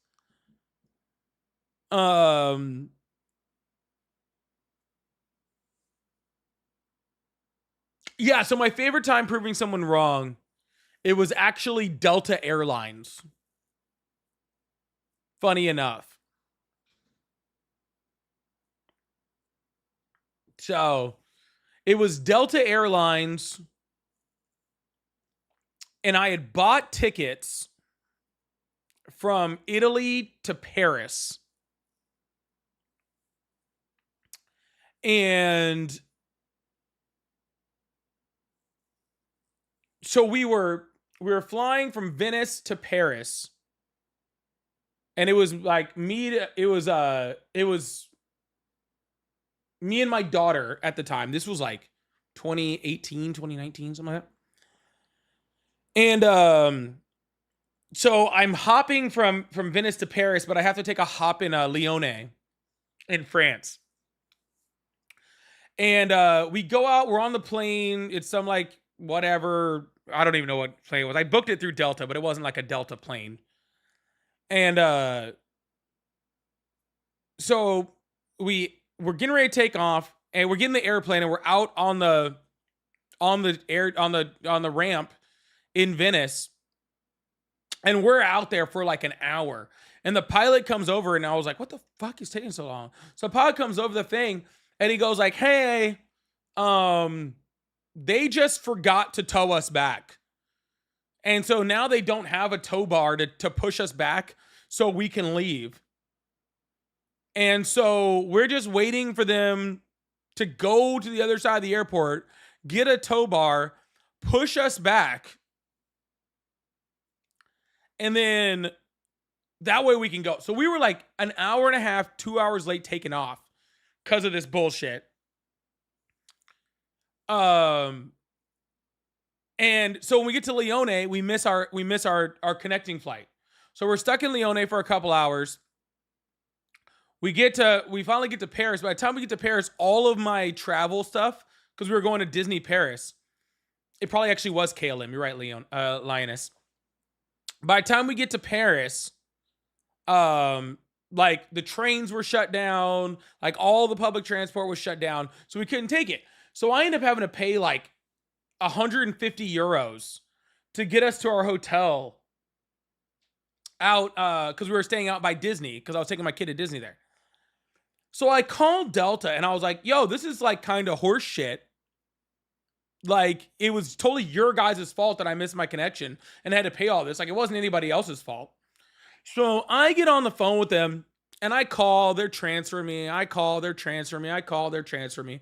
And one time they put me on hold, and you could tell like they were obliviously putting me on hold because they just were expecting me to hang up and give up. But I just had like nothing but time on my hands that day. And so I was like, you know what? While I'm here, I have all the time in the world to just look at Delta's website and see what their like laws and bylaws and rules and stuff are on their website. So I was like, fuck it, let me pull it up. And I start going through it. And all of a sudden, like, I'd been researching on Delta's website through like all their fine print for like 45 minutes. And finally, I come across this little paragraph that said that if Delta, any flight booked through Delta, if they strand you in another country and it's their fault, for whatever reason, that it's their fault, it can't be like an act of God or anything, but if it's their fault, it is automatically and this was at the time, I don't know if it's still true, they would refund you like $300 and something a ticket if it was under 4 hours, and if it was over it was between 2 and 4 hours. If it was over 4 hours, it was like close to like $700 a ticket. And I was stranded for like 2.5, 3 hours or something. And so literally they bring me back off a hold after I'd been on hold like forever. And I come back on, I'm like, hey, I'm reading like paragraph this, section this, blah, blah, blah, blah, whatever. And it says that because I booked this on your website and I'm an American and you stranded me in another country and all this other shit, that you guys owe me this much money per fucking ticket. And the person was just like, we're transferring you now. Click. And they just transfer me to somebody. And it was some rep someplace. And she was like, I don't even know how you got a hold of me and how you got transferred to me, but you're in the right spot. And they literally mailed me out, because it was me and my daughter. They mailed me out like almost $700 worth of fucking tickets. And yeah, that was my favorite time ever proving someone wrong. I found just some lady. I don't even know where the fuck she was at. Which was really awesome because I didn't pay $700 for the tickets combined. Like the entire round trip tickets were only like $200 a piece. Yes, I think I would have made a pretty decent lawyer. Okay.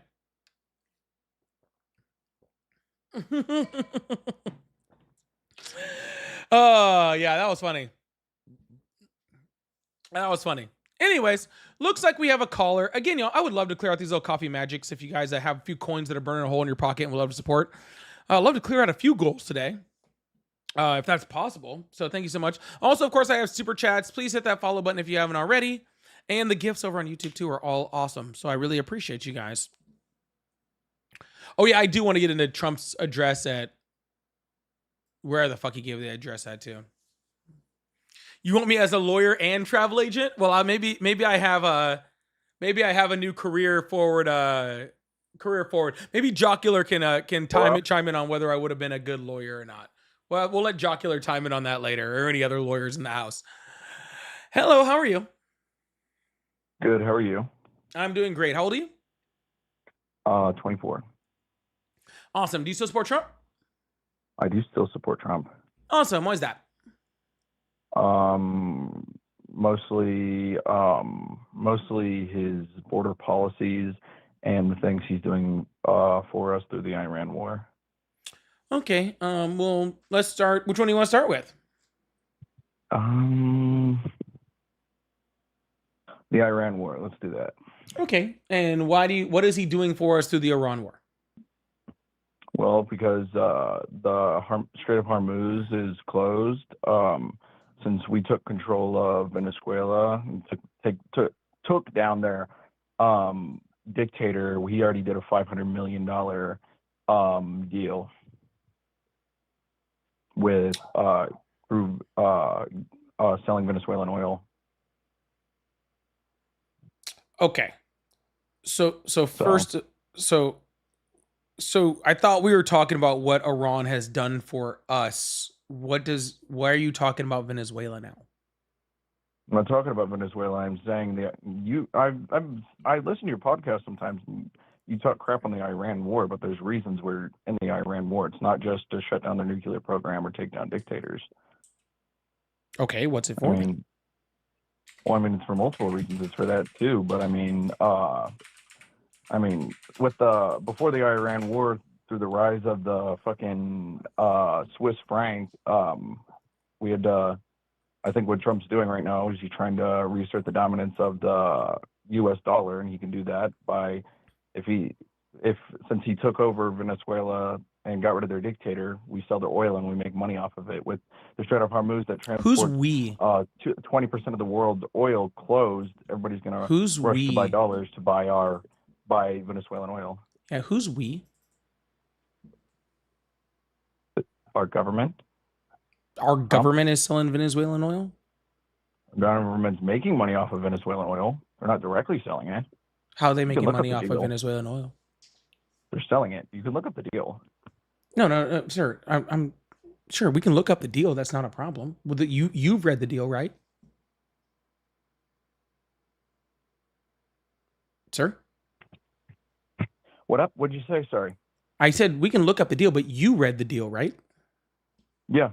Yeah. So first of all, the U.S. government doesn't have the ability to mine oil.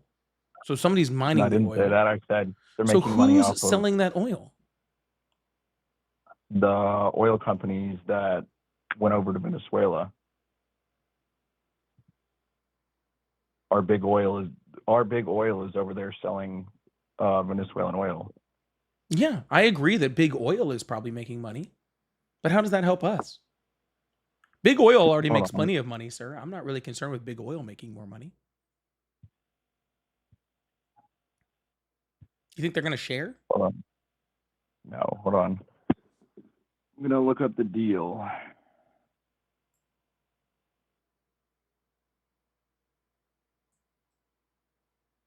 Okay.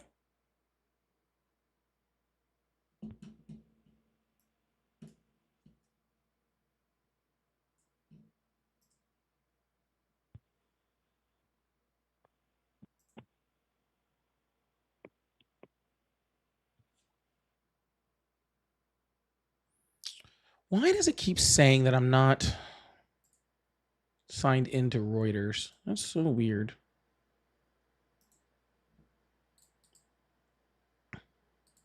Do.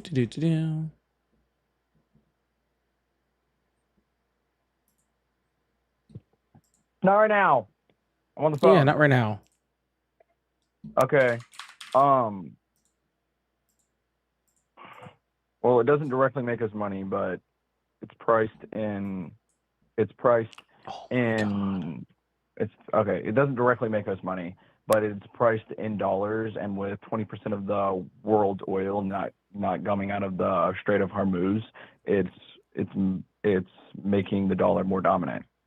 Because before the Iran war, the Swiss franc was becoming more and more dominant. Yeah, I don't know why Reuters isn't letting me sign it right now, but I have the article right here saying that that we returned all of that money to Venezuela. Yeah. So if we returned all of the that's why I just said we're not directly making any money off of it, but so a second ago you said that we were, and now you're saying that we weren't. That's not what I meant. Well, no, just a second ago you told me like, and I'm not trying to be rude here, right? You just literally told me that the whole point was that we were making a whole bunch of money off of Venezuelan oil due to the state of Hormuz being shut down and you know and blah blah blah blah blah and yada yada yada, right? Which is fine. I asked you how. You said that they were selling Venezuelan oil, and now all of a sudden we apparently I are looked just at the article and it said it was going back to the Venezuelan government, but it doesn't negate the fact that it's still reasserting the dominance of the U.S. dollar. Even if we're not making money out of it, it's still making the dollar more dominant.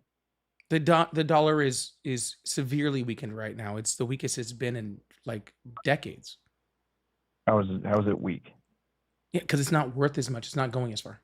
Yeah, the dollar is weak, and it's also very weak compared to other currencies. Then I mean, still pretty dominant. Most of the oil in the world is still priced in dollars, so it can't be that weak. Yeah, I didn't say it's not dominant, sir, but it can be more dominant or less dominant, right? Which is what I'm saying. You're saying that this whole ordeal is making the dollar more dominant, and currently the dollar is less dominant. So what you're saying isn't happening. So far, your thing You for said the it was less weak. Not you said it was the dollar was getting weaker, but and then you just said weaker and dominance aren't the same thing. So I mean, just because it's getting weaker doesn't mean that through the Iran war, Trump isn't making the dollar more dominant. The dollar's definitely weak because of Trump, but he's still making it more dominant. the value of the U.S. dollar has weakened since Trump took office. I'm not saying you're wrong. That's definitely true. Historic decline. The US dollar index, which measures the greenbacks against other major currencies, logged its steepest 6-month drop in more than 50 years in the first half of 2025. Though the decline hasn't deepened, the dollar index is about 10% lower than the start of Trump's term. Yeah, I mean that's what happens when you do things like the Iran war. It weakens the dollar. It's going to weaken the dollar. But you just said it strengthened the dollar. I didn't say it strengthened the dollar. I said it made it more dominant. How is it more dominant? With you that Trump. I just explained it. I just said I agree with you that Trump's making the dollar more weaker. Okay, well maybe I misunderstood. How is it more dominant? Trump took over Venezuela and took down a dictator, and now the biggest oil exporter is exporting to they have the largest oil reserves in the entire world. And now they're selling to everyone. Previously, all their oil was restricted to a specific amount of countries, and now their oil is priced in dollars. So yes, it's making it more dominant. First of all, they do not have the largest strategic reserves in the world. That'd be China. China has the largest strategic reserves by a long shot. Said they had the largest oil reserves. I didn't say they had the largest strategic oil reserves. You can look it up. They have the largest oil reserves in the world. Yeah, they had the largest projected oil reserves, but we had no way of confirming that. And even experts that have already gone into Venezuela after Maduro was gone have said that a lot of those oil reserves did not exist, or that their facilities in order to drill oil weren't even like feasible to be working. And all of this has nothing to do with Iran, which is what we're talking about. Like all of those things with Venezuela that you were just saying could have happened regardless of Iran. It's not regardless of Iran. It's if the Strait of Hormuz was open, then that wouldn't be doing the selling Venezuelan oil wouldn't be doing as much as it's doing. So just to get this straight, the Middle East, the biggest oil exporters in the world would be exporting their oil. Everybody's going to come to Venezuela that can sell their oil. Okay, so was the U.S. pretty sure that? Hold on. First of all, I'm pretty sure the U.S. dollar was already being used for Venezuelan oil, was it not? I don't know. Yeah, I'm pretty sure it was. Okay, so I'm pretty sure that has nothing to do with what we're talking about. Second of all, what you're saying is that somehow this war is good because Donald Trump fucked up the Strait of Hormuz, blocked the entire thing off, right? And now people hold on. No, sir. Let me finish what I'm saying first on this one, okay? Okay. Yeah. So Donald Trump fucked up the entire war with Iran, therefore closing the Strait of Hormuz, which means that the whole world is desperate for oil, right? We're already capped out. So now Venezuela is selling more oil, right? And making Venezuela more money. And somehow I'm supposed to take that as a win for the US? Yes, it is a win for the US.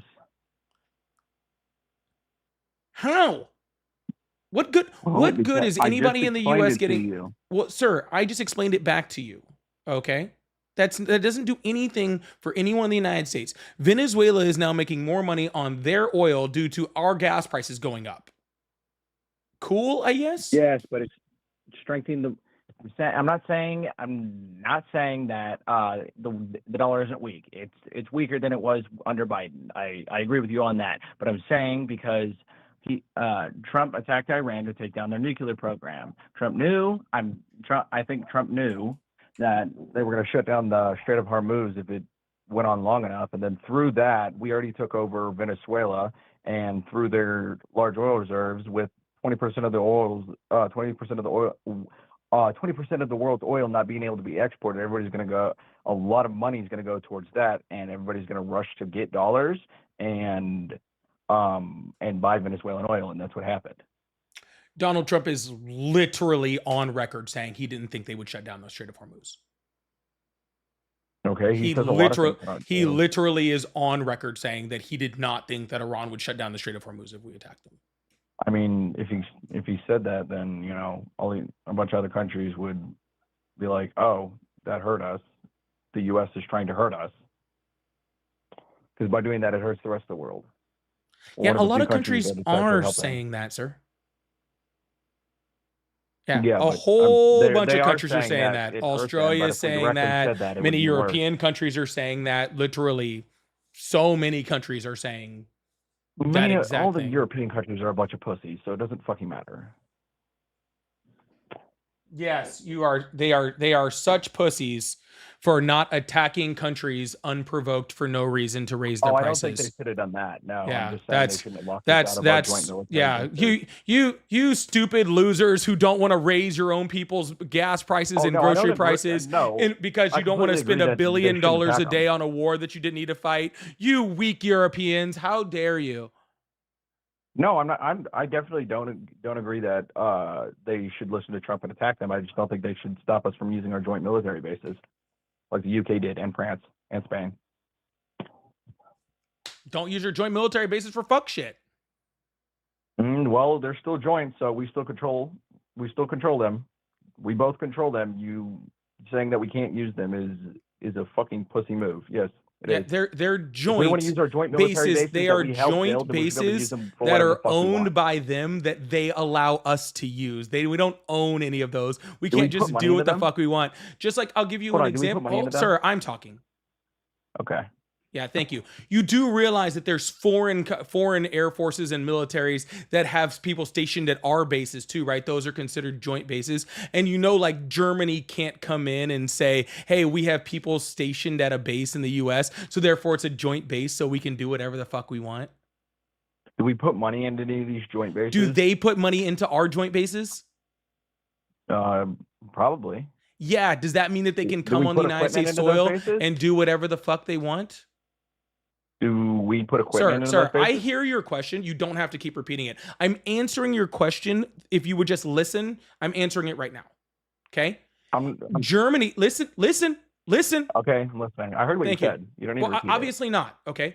Germany puts money into bases on U.S. soil. Okay. They have troops stationed on U.S. soil. Okay. Those are considered joint bases on U.S. soil. Does that mean Germany can just unilaterally decide to start attacking Canada from those bases?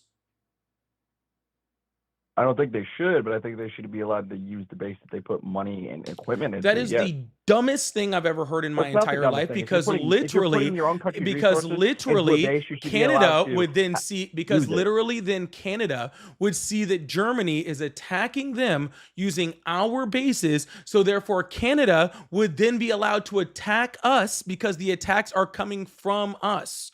Okay, that puts our people at risk. That puts our people at risk. That puts our people. That puts our people at risk. That puts our military at risk of attack, because another country is deciding the military actions that are happening within the borders of our country. So just the same way that would be literally the dumbest thing that anybody could do, is to just allow whatever country to come onto our bases and then be able to attack other countries from our bases just because it's a joint base and they put money into it. Okay, the same thing we can't do in Italy or in in the UK. Those are UK bases that they allow us to use. Okay, and we invest money into them because they allow us to use them. But they have the ability to turn that off too, and they get to decide whether missiles or fighter jets or bombers are launched off of their runways because it's their country.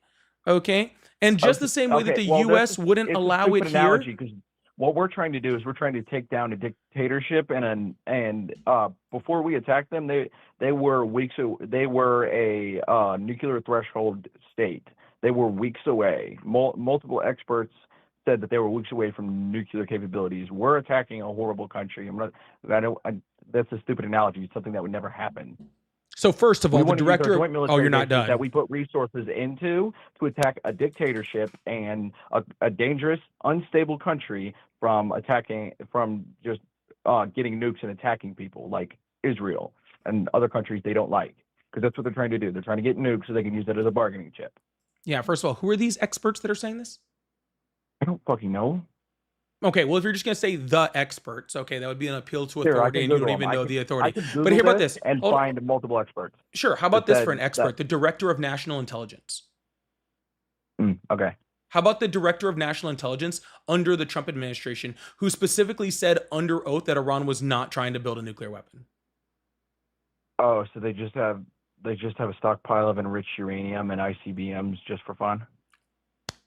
How about the Director of National Intelligence under the Trump administration saying that Iran was not trying to build a nuclear weapon? I'll get a second one for you. How about the director of the the director of the Anti-Terrorism Center under the Trump administration, who is a big Trump supporter, who specifically said that they were not trying to build a nuclear weapon? Is this after or before the Iran war? One was before and one was after, actually. Director of National Intelligence was in March of last year, before we attacked Iran. And Joe Kent, I believe his name is, who's director of Anti-Terrorism Center, was just like a couple months ago. Okay, we attacked Iran on February 28th, so March would be after. And that's what I said, sir. I said that the Director of National Intelligence was March of 2025. When she said that, not 2026. So that would be before. And then I said Joe Kent was a couple months ago. So about March, April-ish of this year. So after that was one of each. Okay. But the So- entire point behind that, sir, is first of all, Iran is a signatory on the NPT. Okay. Are you familiar with the NPT? I'm not. What is the Okay, the proliferation, the non-proliferation of nuclear weapons, okay? Which means they're allowed to enrich, okay? They're allowed to, they've been a member since the 1970s, okay? So let's start there. Second of all, the only reason they started enriching above energy sources, which was no further than above 3%, was because Donald Trump pulled us out of the Iran nuclear deal. Before that, they weren't even doing it. Third of all, Donald Trump told me last June that they obliterated Iran's nuclear program and that they were a decade to 2 decades away from being able to create a nuclear weapon. So literally a year ago, like almost a year ago now, Donald Trump said that they were decades away from producing a nuclear weapon. Okay. So I have Donald Trump saying they were decades away last year. I have the director of national intelligence saying that they weren't even trying to do it before. And I have them literally where they had turned over all their nuclear material and weren't trying to do any of those things anyway. Not to mention that it's literally like only a couple weeks away. Okay, because they were at 60%. But just because they were at 60% doesn't mean that they were trying to. All right. Doesn't mean that they were trying to do it. It means that they had the capability to do it within a couple weeks. You see the difference? Yeah, you know the treaty that stopped Iran from making nukes. We were only in it for a year, and they did have nuclear facilities where they were making ballistic missiles, and we destroyed all those facilities. So that's not true. They did not have. They never enriched above 3%. Hold on. What's up, Ari? Oh, I just realized if the guy's talking, I can't hear him. Oh, well, what did you have to say anyway? I mean, he asked the question as if why does Iran have enriched uranium and ICBMs? And I was just going to ask, why do we have those things in the U.S.? Because we have nukes and we'd like to make them so we can have a big enough arsenal to have a deterrent against Russia and China. Because Russia is at 5,000, we're at 5,000. Our nuclear arsenal is only a little bit above Russia and way above China, but they're still trying to make more. We have that stuff here so we can continuously make new nukes and replace old ones. So what you're saying is we're doing it for self-defense reasons. Boom, mic drop. So what you're saying is we're doing it for self-defense reasons, correct? Yeah, we can nukes can never be used in a war because it's mutually assured destruction. Yeah, I'm very familiar with the theory of mutually assured destruction. But what you're saying is, sir, and the point Ari was making is what gives us the right to say that we deserve to have nuclear weapons for self-defense, but Iran can't? Well, we made it before any of the nuclear weapons restrictions were made, and Iran is unstable, and we're trying to help our ally Israel. Hold on, and we are stable? Threatened or nuked by Iran. Hold on, and we are stable? No, we're not stable at all. So we're not stable. Not gonna nuke everyone. We're literally the president of the United States. It's more likely than Iran. The president of the United States, sir. The president of the United States. The president of the United States just recently threatened to wipe out an entire civilization. Yes, because the stock market was going down. Then he said because the stock market was going down. So just to be clear, when Iran does it, they're unstable and don't need nuclear weapons, right? But when Donald Trump does it, we need it for self-defense. You want Iran to have nukes? I mean, absolutely not. That's you. I mean, if you absolutely not, then yeah. But Iran wasn't trying to make nuclear weapons, so it doesn't matter. I don't want Iran to have nukes. That's why I like things like the JCPOA, which kept nukes out of their hands, which is why they weren't enriching above 3%, right? I loved that deal. That deal was great. It kept Iran from even being in the ballpark of creating a nuclear weapon, okay? But Donald Trump pulled us out of that deal. And no, all of the JCPOA, all of the IAEA, God, I always mess that up. IAEA reports show that while we were in the JCPOA, they were never enriching past 3%. It wasn't until after we left. So just to be clear here, we were in a deal. The IAEA has expressed concerns that he interrupted. The accumulation of highly enriched uranium and intelligence agencies have also said that they have found that they have systemic programs that are relevant to developing nuclear explosive devices. Of course they do, So, sir. If nuclear you had weapons. not cut me off, you would have heard what I was getting ready to say. So let me try to repeat myself again, sir. The agreement that kept all of those out of their hands, Donald Trump got out of. The reason why Okay, they started building all of that stuff is because Donald Trump pulled us out of the deal. If he had never pulled us out of the deal, we wouldn't be in this situation to begin with. But on top of that, sir, to add to that, okay, last year, as soon as Donald Trump came in, they weren't trying to make a nuclear weapon, according to the most prominent intelligence agency that exists on the planet, ours. Okay. Also, then Donald Trump says Mossad's better. Mossad's better. The director of the IAEA also says that they are not trying to reach a nuclear weapon. Why do they need enriched uranium then? Why do they need it? Yeah, why do they? No, not Protection. Why do they need a stockpile of it? Why do they need a stockpile of enriched uranium? That just sounds. Do you want to know the real Why do you answer need to a it? stockpile? What's the real Deterrence. answer? You want to know you want to know the real answer? There's only two real answers for it. What? Right? One, okay, so countries like us don't go in and attack them. All right? Because you'll see that everything that people accuse Iran of doing are the exact same things that North Korea does. But we don't go in and attack North Korea. Actually, we can talk about human rights violations. No, we can't attack North Korea because North Korea is a nuclear weapons country. And just like you said, nobody can use a nuclear weapon against a nuclear country because the theory of mutually assured destruction, just like you said before. So the number one reason is that, right, is because if you have a nuclear weapon, then people don't want to come attack you and just take you out for no reason. But the other reason is because currently it is their only bargaining chip. It's their only one. There's the bargaining chip. Sir, can I finish my sentence, please? Yes. Yeah, it was the bargaining chip that got them back on the world stage and had a release of sanctions that allowed them to actually start enriching their country again. And that is exactly what they're using it for again now.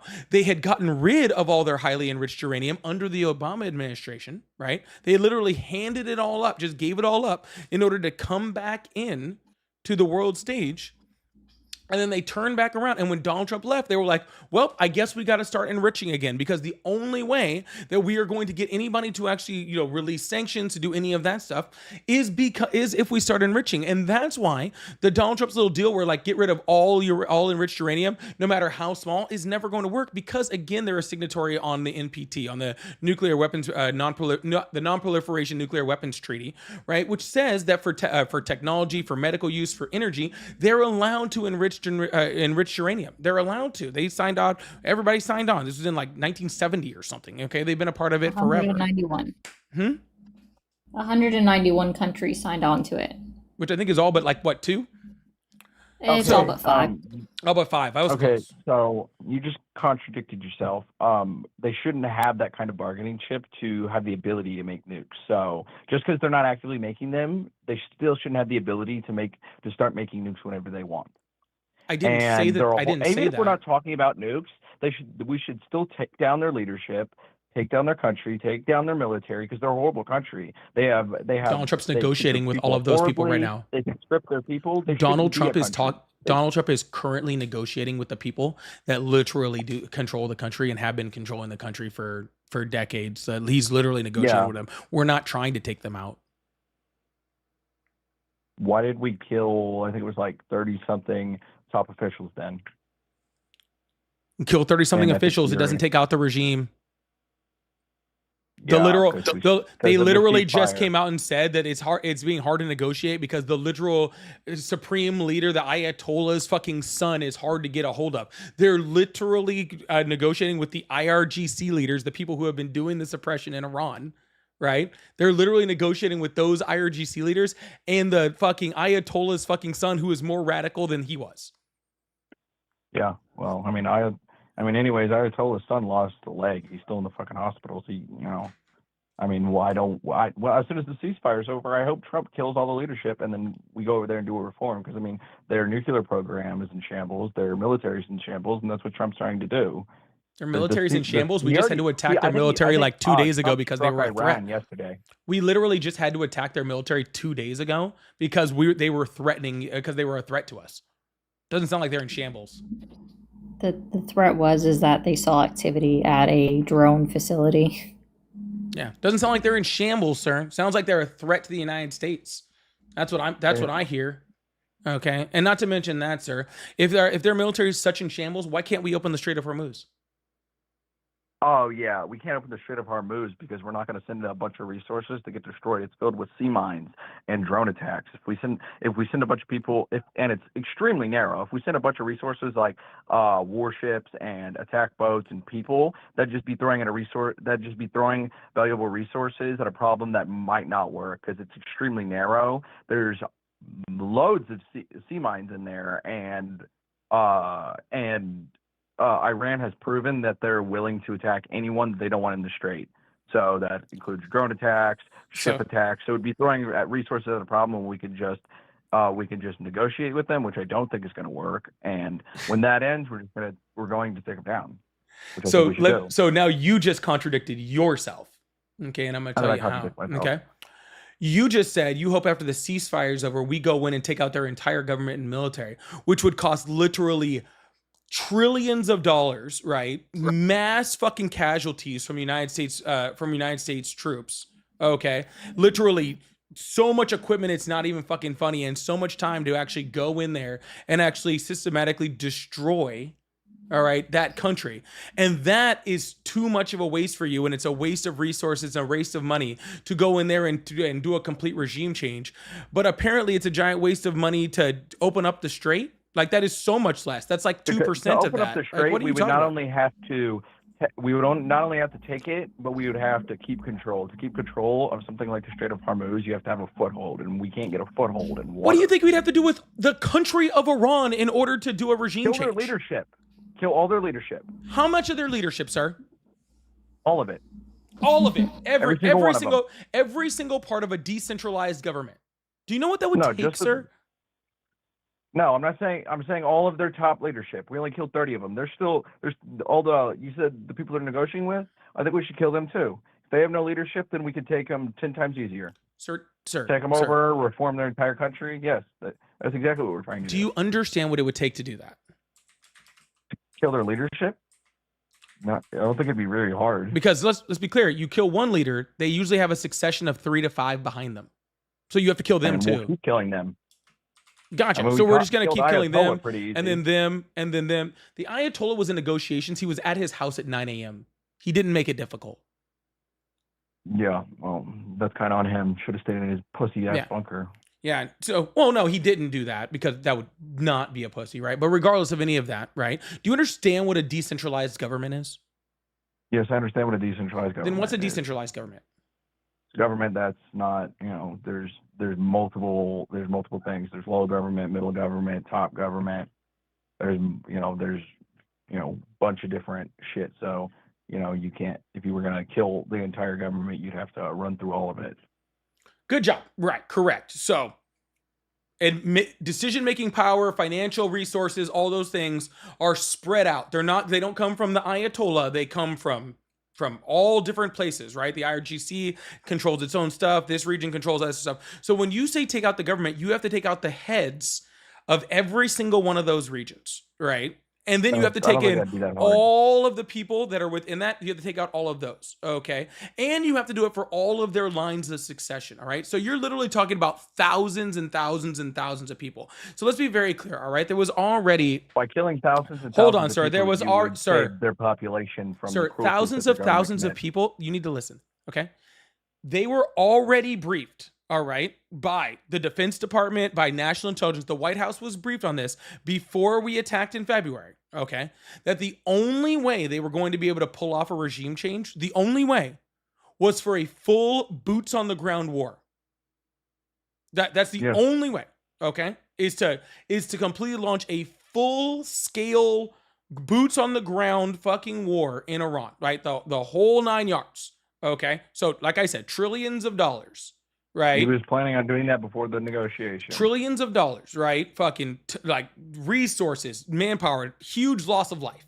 All right, huge loss of life. Okay, that's what would be required to do what you what you're suggesting that we do. The benefits outweigh the negatives, though. Let me finish. Okay. Why? First of all, you'd have to explain to me what benefits, but that's a whole other thing. But first of all, okay, why is that the US's job to go into another decade-long fucking war with a huge loss of life at the expense of trillions of dollars of US taxpayers? Why is it the US's job to go do that? To get what out of it? Because we're the police of the world. Why? Well, we did it after World War II. I didn't ask if when we did it before. I said, why do we have to be it now? Why do we have to be the current the police of the world? Why do we have to send Americans to go fucking die to do that? There's currently an axis being built. That's why we need to be the police of the world right now. Oh, gotcha. China, North Korea, Russia, fucking BRICS, fucking Iran. Giant axis being built. That's why we need to be the police of the world, to stop shitty countries becoming too powerful. You know, like the Nazis and the Soviets. Stalin killed 630 million, and I think it was like 6 million Jews that Hitler killed. You know, those are only confirmed. But if we're the police of the world, then we could stop shit like that from happening, like taking down Iran. So you're comparing Iran to the Soviet Union and Nazi Germany. I'm using those countries as examples by saying that fucking God, that is absolutely insane, sir. That is absolutely insane, sir. Israel is our ally, and they literally are still committing a genocide right fucking now. We're on the wrong side. You want to talk about people committing genocides across the world? We are allies with the country that's doing that. China's not doing that. Russia's not doing that. Well, Russia has been known to do that, but regardless, Russia's doing that. But Iran's killing a bunch of their citizens, but we're allies on the same with Israel. Wait, how is Iran killing a bunch of their citizens? I mean, not Iran, Israel. I didn't say Israel was killing a bunch of their citizens. I said Iran was. Israel's committing a genocide. Okay, how's Israel committing a genocide? Are you talking about Palestine and Gaza? Yep. That's justified. Those countries started their own fucking country. Wow. Well, I'm not saying they should kill them. Honestly, I don't think they should. I don't think they should do the genocide. But I like their policies. Holy shit, dude. I don't think I haven't heard anything about. Holy shit. Okay, don't interrupt bro. me. I haven't heard anything about a genocide or them killing. Holy Palestinians crap! or This motherfucker just Gaza. said that shit is fucking justified. I think their policies of taking Palestine land and Gaza land is justified. Yes. Wow. I don't know where you're getting information about genocide. All right, I'll be right there. Your whole thing about genocide, do you have any proof of this, or is that just you spouting shit? Wow. You just said it was fucking justified. Palestine land is good because it's their land, and those Palestinians hate them and kill them. Wow. Wow, what? Prove the genocide. You're saying, wow, he agrees with genocide, but you have absolutely no proof that they're committing genocide. What's the definition of a genocide? So it's killing a specific ethnicity because you think you're superior.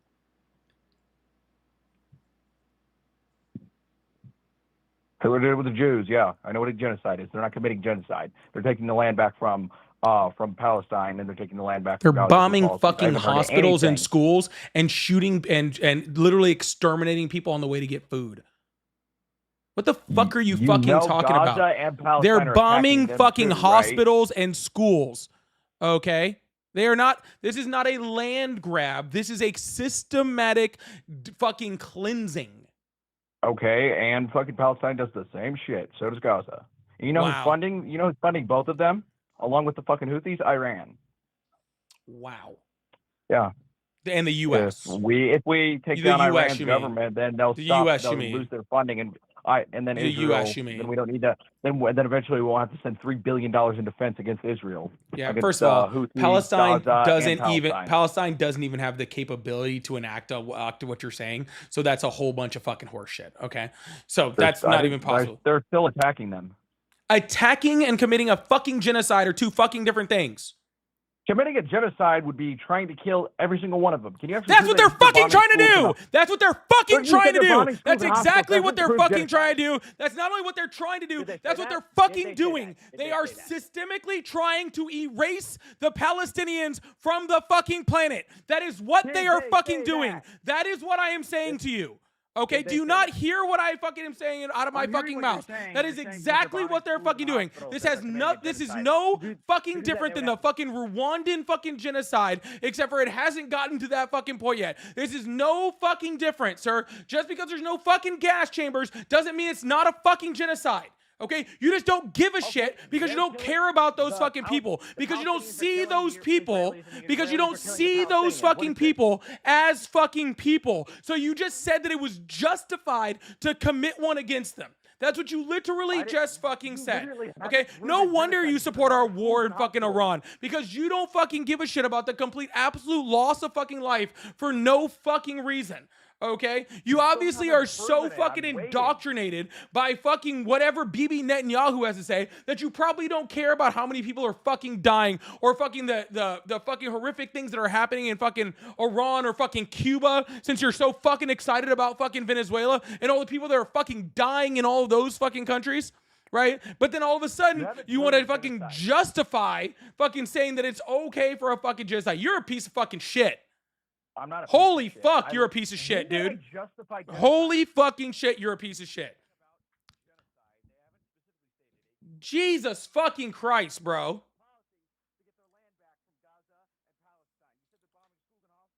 No power, no electricity. Fucking, we're fucking sending Tomahawk missiles through fucking schools in Iran. And this guy's like, oh yeah, we should just go ahead and do it. Fucking piece of fucking garbage, dude. Holy shit. Yeah, I bet you he is too. At no point in time did I justify genocide or said it was okay. You literally just did. I heard it. It's on recording, and trust me, it'll be on a video tomorrow. Trust me. Yes, you fucking did. Yes, you fucking did. Yes, you fucking did. And I heard it, and it's on recording, and I will be putting it up in a video tomorrow. I promise you. So you can hear it again in case you don't fuck, since apparently you don't know what the fuck you say. Okay. Please repeat what I said. I heard it. Everybody out here, you over 1,000 people watching me. They all heard it. They're all saying in the chat right now that they heard it. I said I support their policy. Jesus fucking Christ, dude. They're not committing genocide. Sir, you haven't proven it. You said they're bombing schools and hospitals. The Palestinians want the Israelis dead as much as the Israelis want the Palestinians, and you haven't even proven it. You said they're bombing schools and hospitals. I really don't give a shit what you have to fucking say anymore. Shut the fuck up. The Palestinians are doing Sir, that shut too. the fuck up before I mute you. Killing Israelis too. Prove that. All right, you're muted. Shut the fuck up. I told you to shut the fuck up. I don't listen to people that fucking. I'm not gonna listen to you fucking just sit here and ramble after you just said the genocide is justified. I am not gonna sit here and listen to ramble. I will talk to you, but you need to shut the fuck up first.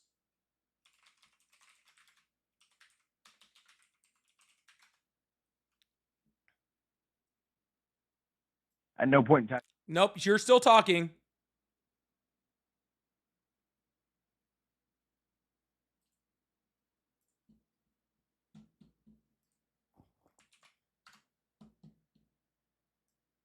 There you go. This is the United Nations showing that Israel committed a genocide. What do you have? You told me to prove it. There you go. The United States. They're the United Nations. So there's my proof. Where's yours?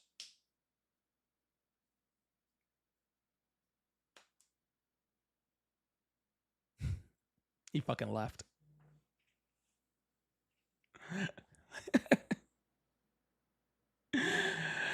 He fucking left. Anyways, y'all. It's funny how he told me to prove it. It's funny how he told me to prove it. And then as soon as I fucking prove it, he runs. Isn't that amusing? Isn't that amusing? That he literally asked me to prove it, and then as soon as I prove it, he runs.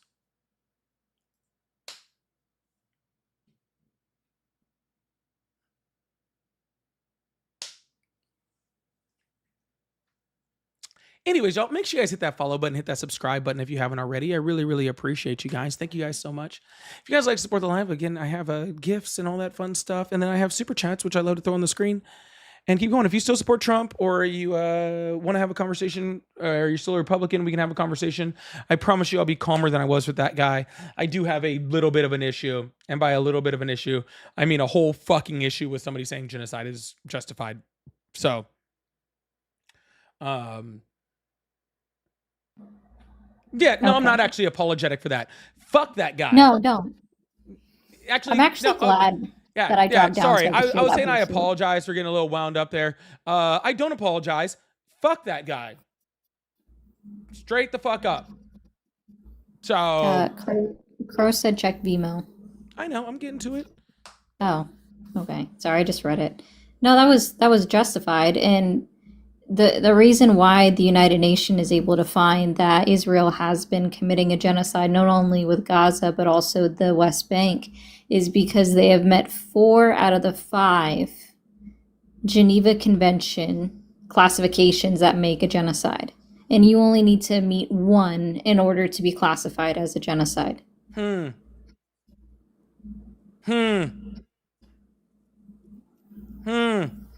Interesting. Yeah. So. Ladies and gentlemen, Ari. Oh, that is loud on your end. That is loud coming off your phone or whatever. Lysandra, thank you so much for the dragon crown. Big T, thank you so much for the dragon crown. Big T, thank you so much for the fireworks. Big T, thank you so much for the other fireworks. And Big T, thank you so much for the galaxy. Holy shit. Big T, thank you so much. Big W's in the chat for Big W's in the chat for Big T. Big W's in the chat for Big T. I really appreciate that. Really appreciate all of those. Again, I do have super chats and all that fun stuff too. So if you'd like support, I'll throw those out there. Also, I do have pay links in the bio, Cash App, Venmo, PayPal. They're all at Polypolitics. Just like Ari was letting me know there because I was ready for it. But Crow, thank you so much for the $2. Said, did this man just say their military is in shambles, but also we can't get a foothold in the strait? Yeah, somehow their military is in shambles. And our military is in full control, and we've also won, but also we can't get the strait open. I still really can't figure out the logic that comes from people. It's absolutely wild. It's so funny how they have to pretzel themselves to reason away or to agree with the things that come out of Trump's mouth that they parrot. Yeah, it's a huge fucking. Oh, we need to go in there and do a full regime change, but also it would be too much time and resources and money in order to go in there and take the strait. Yep, that's literally what was just argued against me. That sounds insane. Accurate. That's insane. That's what I heard too. Lindsay, is that Lindsay? That's such a cool spelling of that name. Ooh. Remind me to show you what that is. That's such a cool spelling. It was such a cool spelling of your name, Lindsay. Said they want to genocide trans people. Thank you for fighting. Oh, thank you so much. I appreciate that. And Joseph, thank you so much for the $5 over on PayPal. Says 67% of surveyors voted, 586 respondents. They said they would oppose Kristi Noem running for office in South Dakota again. Only 22% said that they would support her candidacy, while 11 remain unsure from the Emerson College poll. Oh, all right. Thank you so much, Joseph. We were talking about Kristi Noem earlier, so I appreciate that. I would listen. Wesley, thank you so much for the $2 super chat. He says, please say "rawr" to Ari. Oh, rawr. Do you want to know why? Nope. Okay. Sure don't. Do you want me to roar or do it that way? Sure, go ahead. Rawr. Rawr. That was kind of hot. Scott, thank you so much for the $2. Says this Iran bullshit is blank something Epstein's file Is to avoid is to Epstein's avoid file. Epstein file. Yep, sounds right. Yeah. Also, W. Crow, thank you for the 3. He said, I sent the man 2, so I'm sending you 3. There you go. That's funny. Reparations. Pay the white person more. That's right. No. Playing. Crow knows I'm playing. Crow knows I'm playing. Tad, thank you so much for the $5 super chat. Said this dude got his military strategy from Check Notes, Call of Duty. Also, Trump went to a bunker because of BLM. That's true. That is true. Talking about people being weak for going into bunkers. That is true. That's 100% true. Thanks, Tatted. The Blues, thank you so much for the $5 super chat. Said U.S. oil companies want no part of Venezuela. Venezuelan oil is the consistency of peanut butter, hard to refine and recover, security a nightmare. Yeah, I think didn't Donald Trump try to do something? I think it was against I can't remember if it was Exxon or Chevron, where he wanted to he put some restriction on him because he was so mad because they were like, yeah, we're not going to Venezuela to go grab that shit oil. I think it was Chevron. Was Chevron or BP? I don't think it was BP. I think it was Chevron. If I remember correctly. Yeah. So, but yeah, that oil's complete shit. Yeah, and saying that somehow U.S. is winning because other countries are buying Venezuelan oil and that's supposed to be a good thing for us, I don't understand. That makes zero sense. Pepsi, thank you so much for the 7 hat and mustaches too. I really appreciate that. Thank you so much. Jocular said that you made him blush because you consider him one of the smart lawyers that he knows, that you know. Well, I say that, and then he sends me a super chat with a word I don't know. So he said, from what I've seen, you'd make a good lawyer. You think structurally, respect precedent, spots people something. Interesting. I'm going to look that. I don't know. Do you know that word? I don't know that word either? So maybe I wouldn't make a good lawyer. He knows all these words I don't know. Branch of knowledge that details with theory, principles, and methodology of text interpretation. All right. I like it. I just got lawyered. I would see. That's why I can't be a lawyer. I'd have to learn words like that. I don't think okay, for as many of I've actually listened to quite a few SCOTUS hold on real quick. arguments. Hold on real quick. Coolio, yes, this is 100% pre-recorded. Hell yeah. Just like Donald Trump says right here, the stream is fake and not live. So I just want to make sure that you guys, I let you guys know that you were right, okay? Hell yeah, brother. Oh my God. Yeah, I want to let you guys know that you are 100% right. Anyway, sorry, what were you saying? I apologize.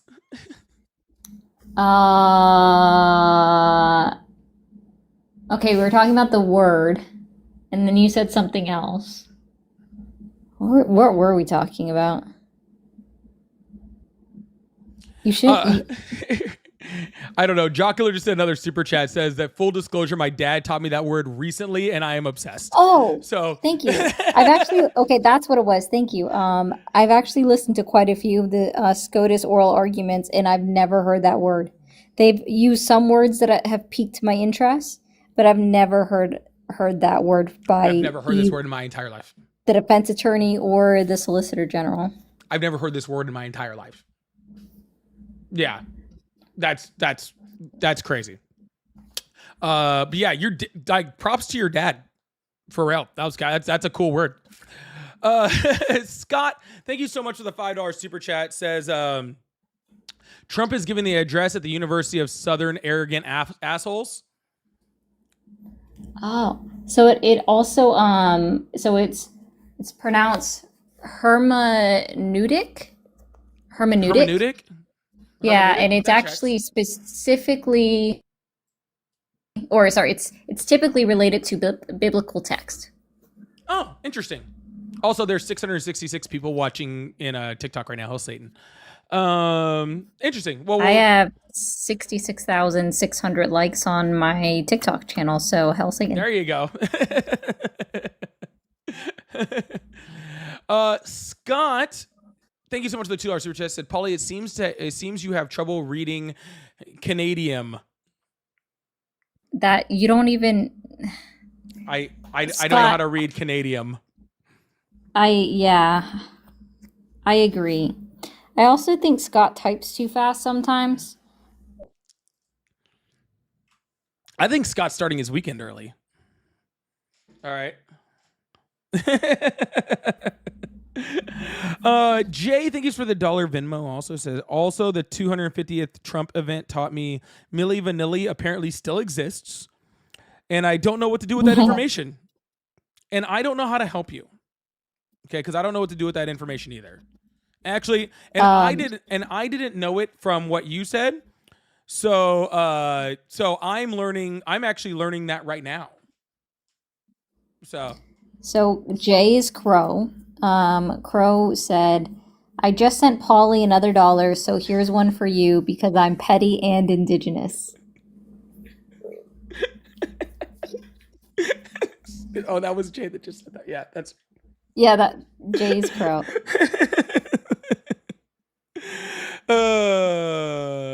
That's just funny. a letter of the alphabet, but he's just a bird. Just a bird. Wesley, thank you so much for the $2. Said, hail Satan, prank me to Jeebus. Prank me to Jeebus. I like that. The Hoff made a video about me. I know, Coffee. We played it on the live, and I dissected how wrong he was on the live earlier. Yeah. He's not well nor smart. Yeah. He made it, and then we played it on the live earlier just for me to prove it, just to show how wrong he was. It was fun. Yeah.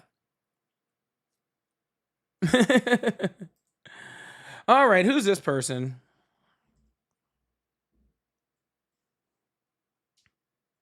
If you guys want, maybe I'll make a breakdown video of his video to show how wrong he is later. Hello, how are you? I'm good, how are you? I'm doing great. How old are you? I'm 80. Awesome. Do you still support Trump? No, I never have. I hit the wrong button, I'm sorry. No worries. What is that in the background? But wait. It's like, oh, what the heck? Wait. Holly, before you drop him though, there used to be a rule that you had that if somebody accidentally requested up, they had to tell you you're pretty.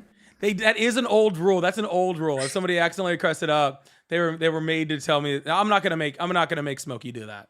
I'm not gonna make Smokey do that. But that was an old fun rule. I do miss it. All right, Smokey, thanks so much, man. Yeah, I did. That was an old rule that I had. Yeah, you had to. If you request up on accident, you had to tell me I was pretty. Before you left. Oh, I could have made him say hi to the chat. That's true. Yeah, sorry. That just made me think of it. Feisty is on a tear today. She said, "My pronouns are placenta." Placenta gate. Yeah. Placenta gate. W Feisty. Placenta gate was awesome. Stacy says only half of Milli Vanilli exists, sadly. Yeah. And Scott says too much Canadian sun. Does Canada get sun? I didn't know there was sun in Canada. Also, Mishi, thank you so much to the Dragon Crown. Yeah, I didn't know you guys had sun up there. Yeah, Scott told me yesterday that he got burnt and he's already peeling. Who did? Scott? Yeah, Scott did. Got burnt? What is it, like 65 degrees outside? When did you get burned?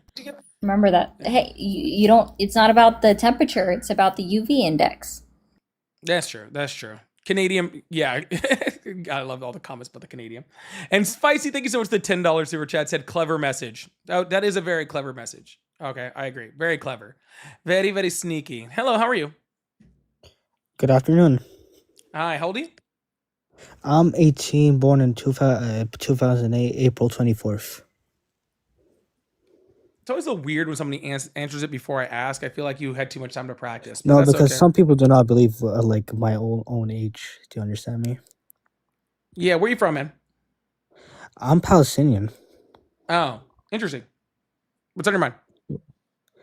No, I just wanted to respond to why do you still support Trump? I do not support Trump.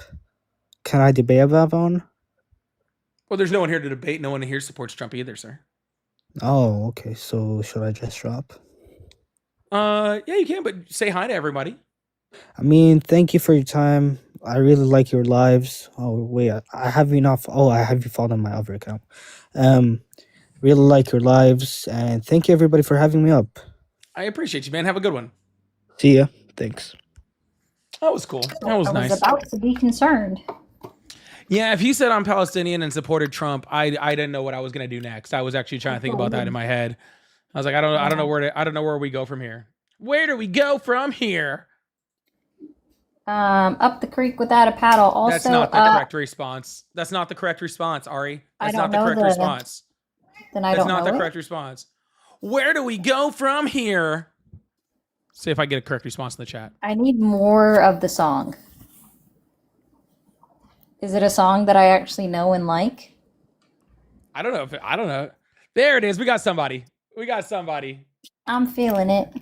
Danny, California. Oh, I should know that one.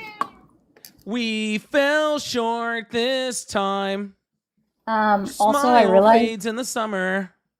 I apparently have gone through all of the cat's pill pocket greenies. Well, we're gonna have to stop get some of those. Did you get their meds, by the way? I did. That's why I know that aside from the fact that I know that I need them. So yeah, but apparently Target's out because I even tried to get him from Target while you were on. This sucks. No, sounds like something we gotta get done. Jocular, thank you so much for the $6.66 super chat. Just because I know Ari and you will appreciate the amount specifically. Amen to that. Hail Satan. Oh, hold on. I gotta get where's it at? I gotta get my song out. I gotta get my song out. There we go. Satan is Lord. Satan is Lord. It feels so good to know that Satan is Lord. Satan is Lord. I'm sad because I can't hear anything you're playing. Satan is Lord. It feels so good to know that Satan is Lord. Satan is Lord. Thank you so much, Jocular. I really appreciate that. Also, Danny California, who was the one who got the Blink-182 song. Awesome name, Danny California. I don't know if you noticed my signed Red Hot Chili Peppers album behind there. I hope that is the same thing. Anyways, it is an actual bop. Yeah, I do have the signed Red Hot Chili Peppers. That was actually a gift from Ari. That was my Christmas present from Ari. So that's really awesome. Anyways, y'all, I'm off for the day. I'm gonna call today. I might be on tomorrow sometime. But yeah, I'm gonna be off for the rest of the day. So I hope you guys have a wonderful day, wonderful Friday. Have a few on me. Enjoy your evening, and I will talk to you guys tomorrow, okay? Love you guys. Bye.